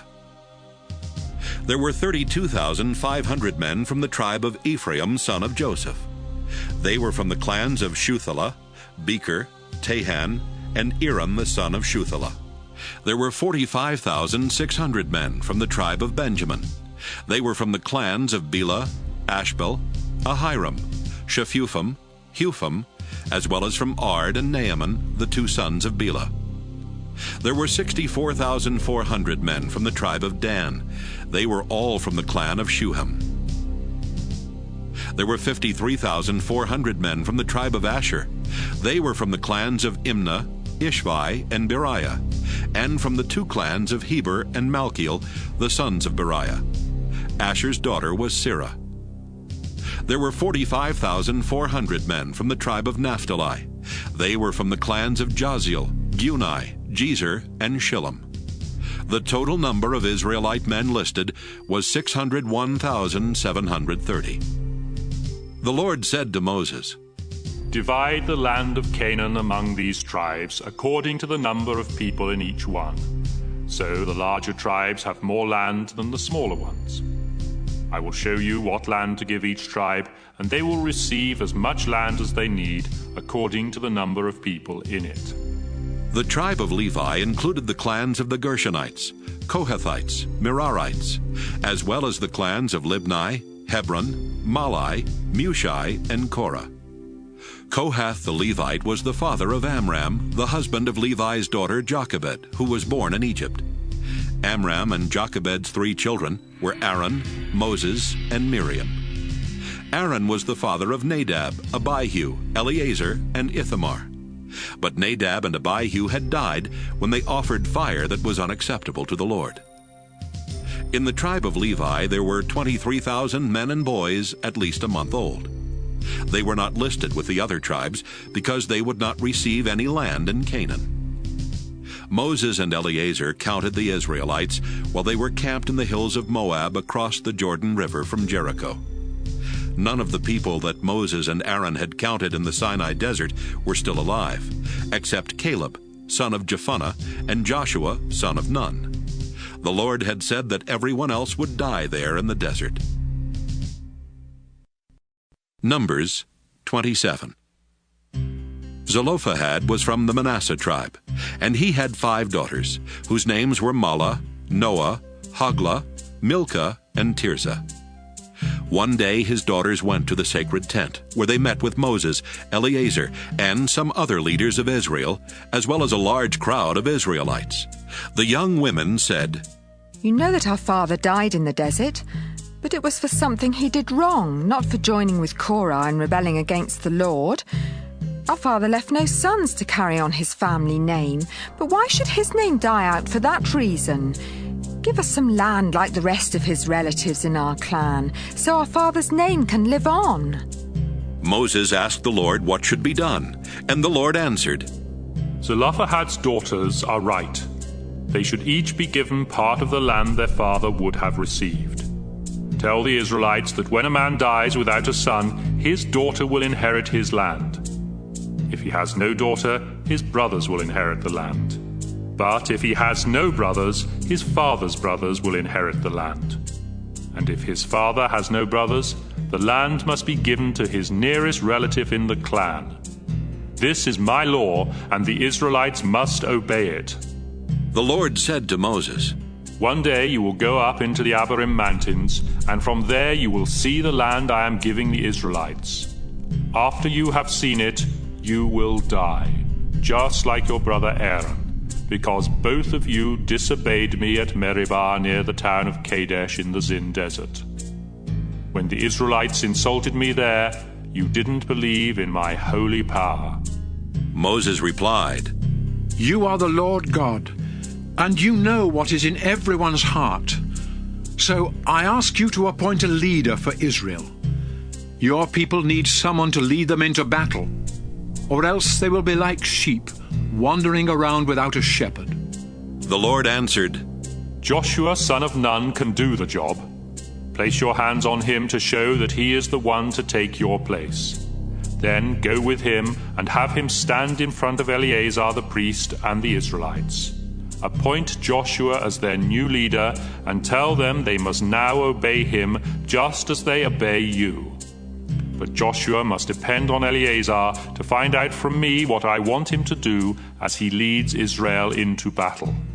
Moses followed the Lord's instructions and took Joshua to Eleazar and the people. Then he placed his hands on Joshua and appointed him Israel's leader. Numbers 28. The Lord told Moses to say to the people of Israel, Offer sacrifices to me at the appointed times of worship, so that I will smell the smoke and be pleased. Each day offer 2 rams a year old as sacrifices to please me. The animals must have nothing wrong with them. One will be sacrificed in the morning and the other in the evening. Along with each of them, 2 pounds of your finest flour mixed with a quart of olive oil must be offered as a grain sacrifice. This sacrifice to please me was first offered on Mount Sinai. Finally, along with each of these 2 sacrifices, a quart of wine must be poured on the altar as a drink offering. The second ram will be sacrificed that evening, along with the other offerings, just like the one sacrificed that morning. The smell of the smoke from these sacrifices will please me. On the Sabbath, in addition to the regular daily sacrifices, you must sacrifice 2 rams a year old to please me. These rams must have nothing wrong with them, and they will be sacrificed with a drink offering and 4 pounds of your finest flour mixed with olive oil. On the first day of each month, bring to the altar 2 bulls, 1 full-grown ram, and 7 rams a year old that have nothing wrong with them. Then offer these as sacrifices to please me. 6 pounds of your finest flour mixed with olive oil must be offered with each bull as a grain sacrifice. 4 pounds of flour mixed with oil must be offered with the ram, and 2 pounds of flour mixed with oil must be offered with each of the young rams. The smell of the smoke from these sacrifices will please me. Offer 2 quarts of wine as a drink offering with each bull, 1.5 quarts with the ram, and 1 quart with each of the young rams. Finally, you must offer a goat as a sacrifice for sin. These sacrifices are to be offered on the first day of each month, in addition to the regular daily sacrifices. Celebrate Passover in honor of me on the 14th day of the first month of each year. The following day will begin the festival of thin bread, which will last for a week. During this time, you must honor me by eating bread made without yeast. On the first day of this festival, you must rest from your work and come together for worship. Bring to the altar 2 bulls, 1 full-grown ram, and 7 rams a year old that have nothing wrong with them, and then offer these as sacrifices to please me. 6 pounds of your finest flour mixed with olive oil must be offered with each bull as a grain sacrifice. 4 pounds of flour mixed with oil must be offered with the ram, and 2 pounds of flour mixed with oil must be offered with each of the young rams. Also offer a goat as a sacrifice for the sins of the people. All of these are to be offered in addition to the regular daily sacrifices, and the smoke from them will please me. Then on the last day of the festival, you must once again rest from work and come together for worship. On the first day of the harvest festival, you must rest from your work, come together for worship, and bring a sacrifice of new grain. Offer 2 young bulls, 1 full-grown ram, and 7 rams a year old as sacrifices to please me. 6 pounds of your finest flour mixed with olive oil must be offered with each bull as a grain sacrifice. 4 pounds of flour mixed with oil must be offered with the ram, and 2 pounds of flour mixed with oil must be offered with each of the young rams. Also offer a goat as a sacrifice for sin. The animals must have nothing wrong with them and are to be sacrificed along with the regular daily sacrifices. Numbers 29. On the first day of the 7th month, you must rest from your work and come together to celebrate at the sound of the trumpets. Bring to the altar 1 bull, 1 full-grown ram, and 7 rams a year old that have nothing wrong with them. And then offer these as sacrifices to please me. 6 pounds of your finest flour mixed with olive oil must be offered with the bull as a grain sacrifice. 4 pounds of flour mixed with oil must be offered with the ram, and 2 pounds of flour mixed with oil must be offered with each of the young rams. You must also offer a goat as a sacrifice for sin. These sacrifices will be made in addition to the regular daily sacrifices and the sacrifices for the first day of the month. The smoke from these sacrifices will please me. The 10th day of the 7th month is the great day of forgiveness. On that day you must rest from all work and come together for worship. Show sorrow for your sins by going without food, and bring to the altar 1 young bull, 1 full-grown ram, and 7 rams a year old that have nothing wrong with them. Then offer these as sacrifices to please me. 6 pounds of your finest flour mixed with olive oil must be offered with the bull as a grain sacrifice. 4 pounds of flour mixed with oil must be offered with the ram, and 2 pounds of flour mixed with oil must be offered with each of the young rams. A goat must also be sacrificed for the sins of the people.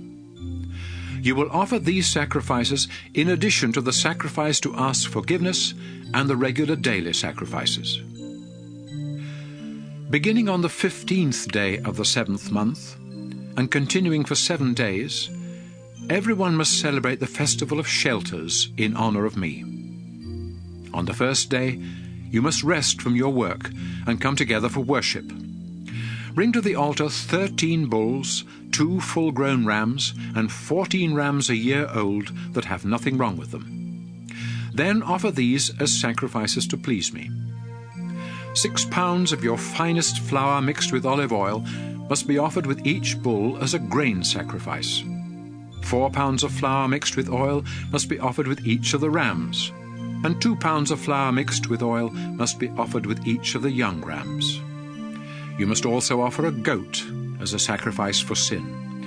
These are to be offered in addition to the regular daily sacrifices. For the next 6 days of the festival, you will sacrifice 1 less bull than the day before, so that on the 7th day 7 bulls will be sacrificed. The other sacrifices and offerings must remain the same for each of these days.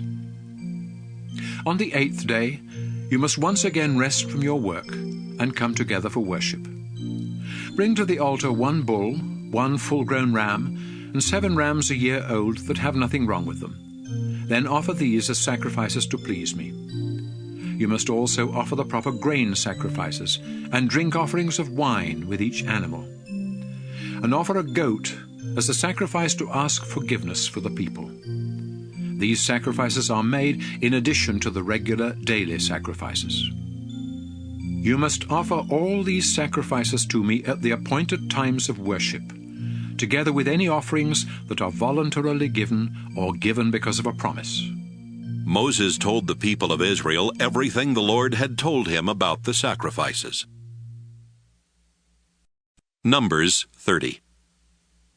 The Lord told Moses to say to Israel's tribal leaders, "When one of you men makes a promise to the Lord, you must keep your word.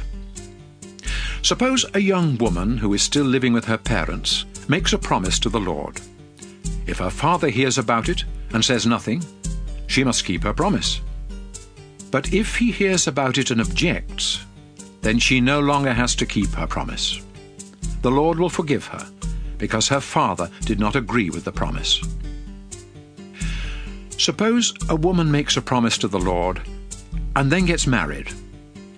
If her husband later hears about the promise, but says nothing, she must do what she said, whether she meant it or not. But if her husband hears about the promise and objects, she no longer has to keep it. and the Lord will forgive her. Widows and divorced women must keep every promise they make to the Lord. Suppose a married woman makes a promise to the Lord. If her husband hears about the promise and says nothing, she must do what she said.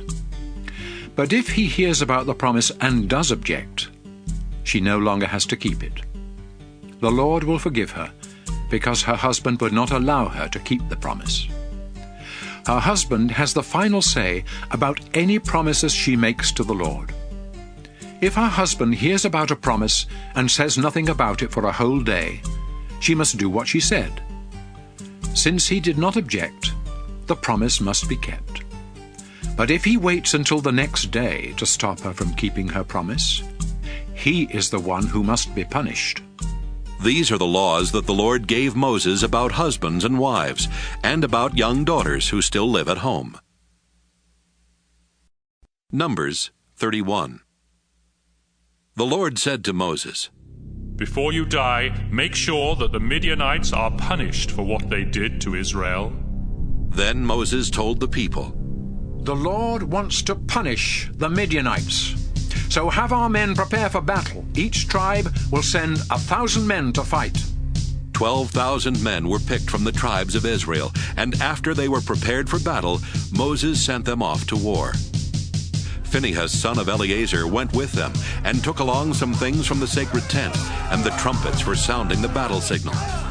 The Israelites fought against the Midianites just as the Lord had commanded Moses. They killed all the men, including Balaam, son of Beor, and the 5 Midianite kings, Evi, Rechem, Zur, Hur, and Reba. The Israelites captured every woman and child, then led away the Midianites' cattle and sheep, and took everything else that belonged to them. They also burned down the Midianite towns and villages. Israel's soldiers gathered together everything they had taken from the Midianites, including the captives and the animals. Then they returned to their own camp in the hills of Moab, across the Jordan River from Jericho, where Moses, Eleazar, and the other Israelite leaders met the troops outside camp. Moses became angry with the army commanders and said, I can't believe you let the women live. They are the ones who followed Balaam's advice and invited our people to worship the god Baal Peor. That's why the Lord punished us by killing so many of our people. You must put to death every boy and all the women who have ever had sex. But do not kill the young women who have never had sex. You may keep them for yourselves. Then Moses said to the soldiers, If you killed anyone or touched a dead body, you are unclean and have to stay outside the camp for 7 days. On the 3rd and 7th days, you must go through a ceremony to make yourselves and your captives clean. Then wash your clothes and anything made from animal skin, goat's hair, or wood. Eleazar then explained, If you need to purify something that won't burn, such as gold, silver, bronze, iron, tin, or lead, you must first place it in a hot fire. After you take it out, sprinkle it with the water that purifies. Everything else should only be sprinkled with the water. Do all of this just as the Lord commanded Moses. Wash your clothes on the 7th day, and after that you will be clean and may return to the camp. The Lord told Moses, Make a list of everything taken from the Midianites, including the captives and the animals. Then divide them between the soldiers and the rest of the people. Eleazar the priest and the family leaders will help you. From the half that belongs to the soldiers, set aside for the Lord 1 out of every 500 people or animals, and give these to Eleazar. From the half that belongs to the people, set aside 1 out of every 50, and give these to the Levites in charge of the sacred tent. Moses and Eleazar followed the Lord's instructions and listed everything that had been taken from the Midianites. The list included 675,000 sheep and goats, 72,000 cattle, 61,000 donkeys, and 32,000 young women who had never had sex. Each half included 337,500 sheep and goats, 36,000 cattle, 30,500 donkeys, and 16,000 young women. From the half that belonged to the soldiers, Moses counted out 675 sheep and goats, 72 cattle, 61 donkeys, and 32 women, and gave them to Eleazar to be dedicated to the Lord. Then from the half that belonged to the people, Moses set aside one out of every 50 animals and women, as the Lord had said, and gave them to the Levites. The army commanders went to Moses and said, "Sir, we have counted our troops and not one soldier is missing. So we want to give the Lord all the gold jewelry we took from the Midianites. It's our gift to him for watching over us and our troops." Moses and Eleazar accepted the jewelry from the commanders, and its total weight was over 400 pounds. This did not include the things that the soldiers had kept for themselves. So Moses and Eleazar placed the gold in the Lord's sacred tent to remind Israel of what had happened. Numbers 32. The tribes of Reuben and Gad owned a lot of cattle and sheep, and they saw that the regions of Jazer and Gilead had good pasture land.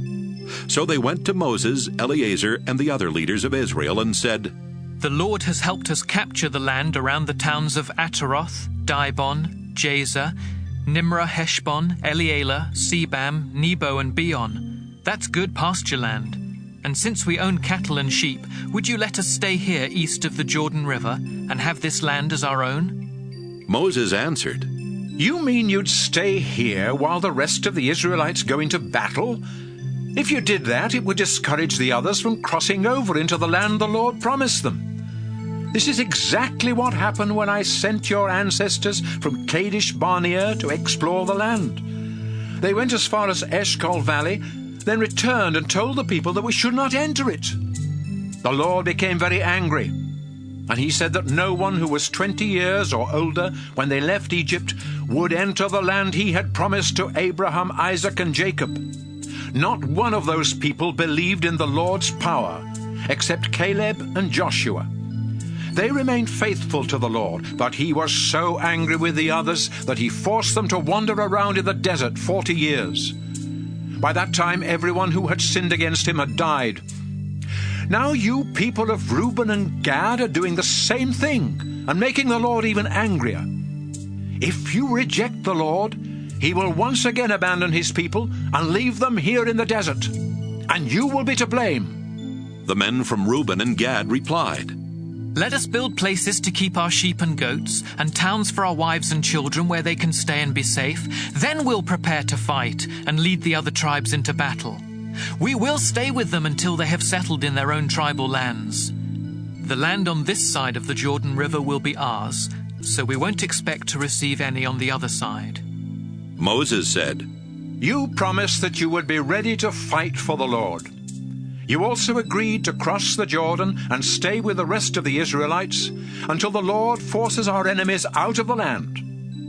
If you do these things, then after the Lord helps Israel capture the land, you can return to your own land. You will no longer have to stay with the others. But if you don't keep your promise, you will sin against the Lord and be punished. Go ahead and build towns for your wives and children, and places for your sheep and goats. Just be sure to do what you have promised." The men from Reuben and Gad answered, "Sir, we will do just what you have said. Our wives and children and sheep and cattle will stay here in the towns in Gilead. But those of us who are prepared for battle will cross the Jordan and fight for the Lord." Then Moses said to Eleazar, Joshua, and the family leaders, "Make sure that the tribes of Gad and Reuben prepare for battle and cross the Jordan River with you. If they do, then after the land is in your control, give them the region of Gilead as their tribal land. But if they break their promise, they will receive land on the other side of the Jordan, like the rest of the tribes." The tribes of Gad and Reuben replied, "We are your servants and will do whatever the Lord has commanded. We will cross the Jordan River ready to fight for the Lord in Canaan. But the land we will inherit as our own will be on this side of the river." So Moses gave the tribes of Gad, Reuben, and half of Manasseh the territory and towns that King Sihon the Amorite had ruled, as well as the territory and towns that King Og of Bashan had ruled. The tribe of Gad rebuilt the towns of Dibon, Ataroth, Aroer, Atroth-Shophan, Jazer, Jogbehah, Beth-Nimrah, and Beth-Haran. They built walls around them and also built places to keep their sheep and goats. The tribe of Reuben rebuilt Heshbon, Elealeh, Kiriathaim, Sibmah, as well as the towns that used to be known as Nebo and Baal-Meon. They renamed all those places.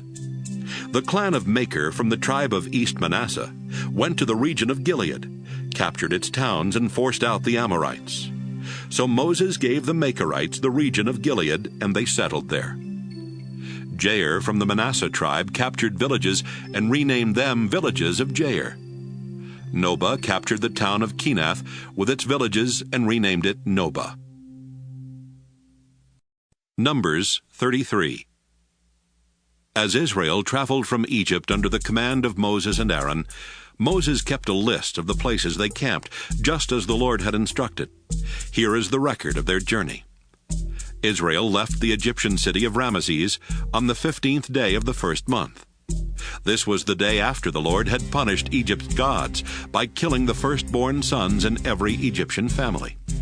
So while the Egyptians were burying the bodies, they watched the Israelites proudly leave their country.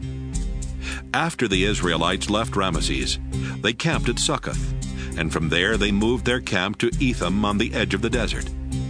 Then they turned back toward Pi-hahiroth, east of Baal-zephon, and camped near Migdol.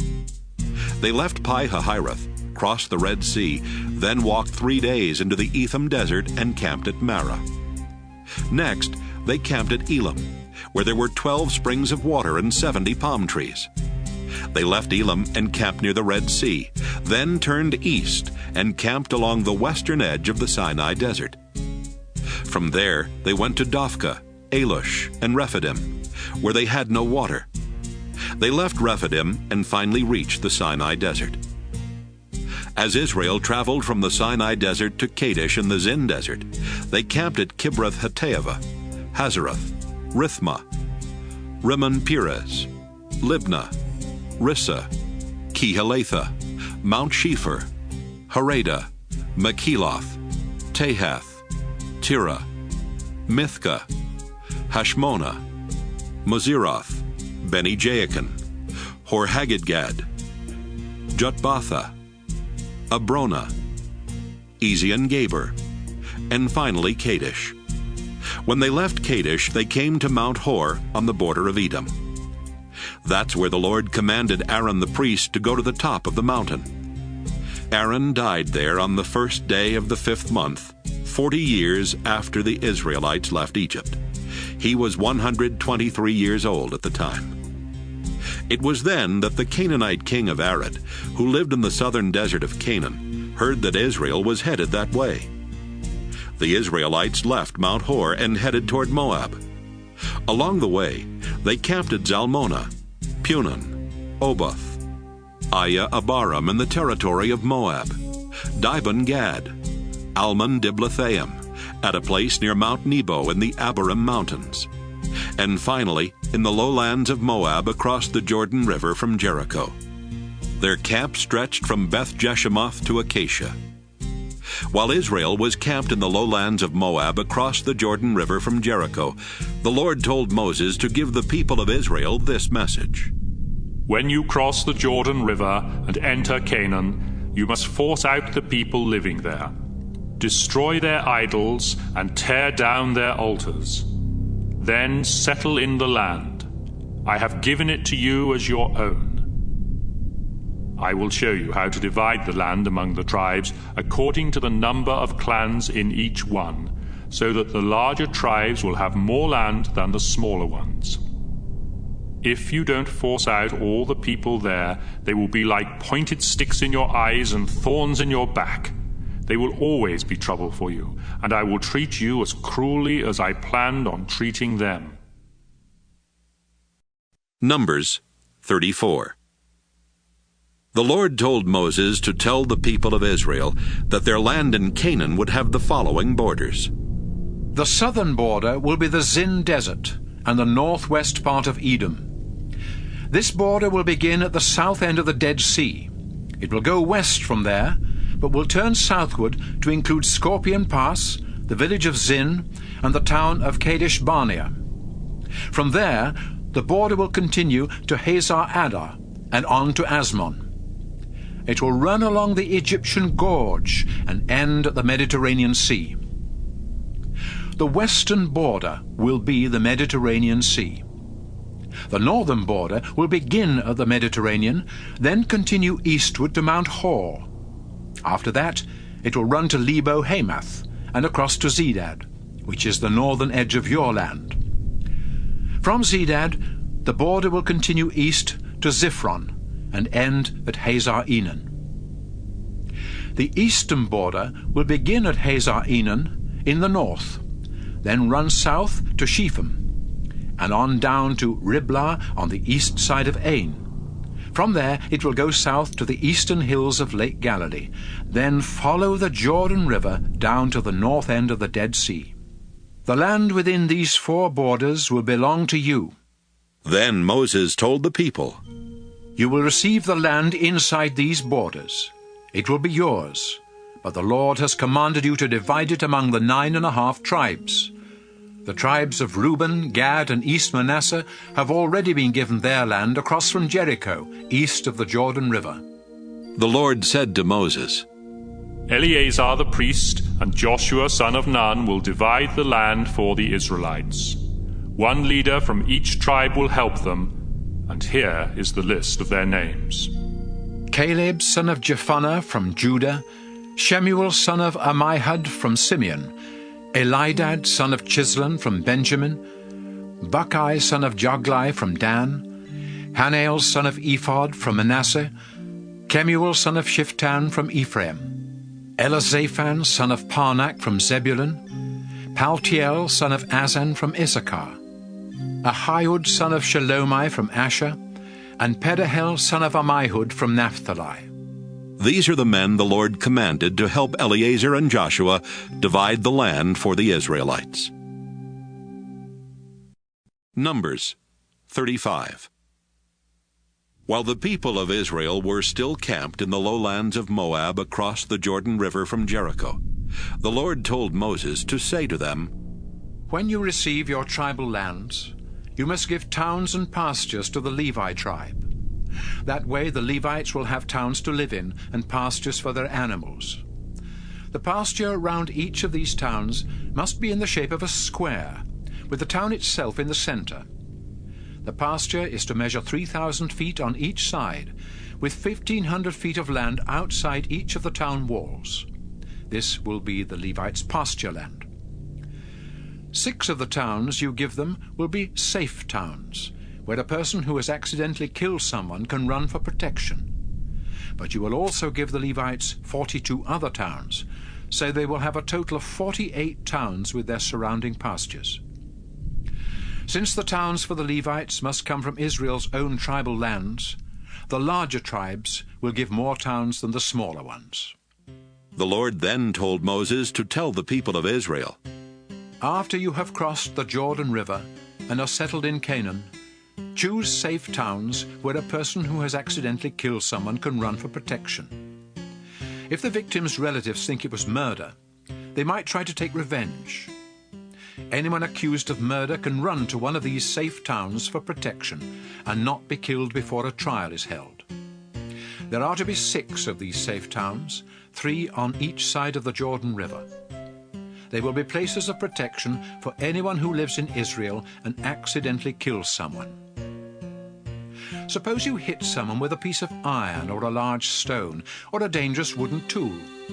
If that person dies, then you are a murderer and must be put to death by one of the victim's relatives. He will take revenge for his relative's death as soon as he finds you. Or suppose you get angry and kill someone by pushing or hitting or by throwing something. You are a murderer and must be put to death by one of the victim's relatives. But if you are not angry and accidentally kill someone in any of these ways, the townspeople must hold a trial and decide if you are guilty. If they decide that you are innocent, you will be protected from the victim's relative and sent to stay in one of the safe towns until the high priest dies. But if you ever leave the safe town and are killed by the victim's relative, he cannot be punished for killing you. You must stay inside the town until the high priest dies. Only then can you go back home. The community of Israel must always obey these laws. Death is the penalty for murder, but no one accused of murder can be put to death unless there are at least 2 witnesses to the crime. You cannot give someone money to escape the death penalty. You must pay with your own life. And if you have been proven innocent of murder and are living in a safe town, you cannot pay to go back home. You must stay there until the high priest dies. I, the Lord, live among you people of Israel, so your land must be kept pure. But when a murder takes place, blood pollutes the land and it becomes unclean. If that happens, the murderer must be put to death, so the land will be clean again. Keep murder out of Israel. Numbers 36. One day the family leaders from the Gilead clan of the Manasseh tribe went to Moses and the other family leaders of Israel and said, Sir, the Lord has said that he will show what land each tribe will receive as their own. And the Lord has commanded you to give the daughters of our relatives Zelophehad the land that he would have received. But if they marry men from other tribes of Israel, the land they receive will become part of that tribe's inheritance and will no longer belong to us. Even when land is returned to its original owner in the year of celebrations, we will not get back Zelophehad's land. It will belong to the tribe into which his daughters married. So Moses told the people that the Lord had said, These men from the Manasseh tribe are right. I will allow Zelophehad's daughters to marry anyone, as long as those men belong to one of the clans of the Manasseh tribe. Tribal land must not be given to another tribe. It will remain the property of the tribe that received it. In the future, any daughter who inherits land must marry someone from her own tribe. Israel's tribal land is never to be passed from one tribe to another.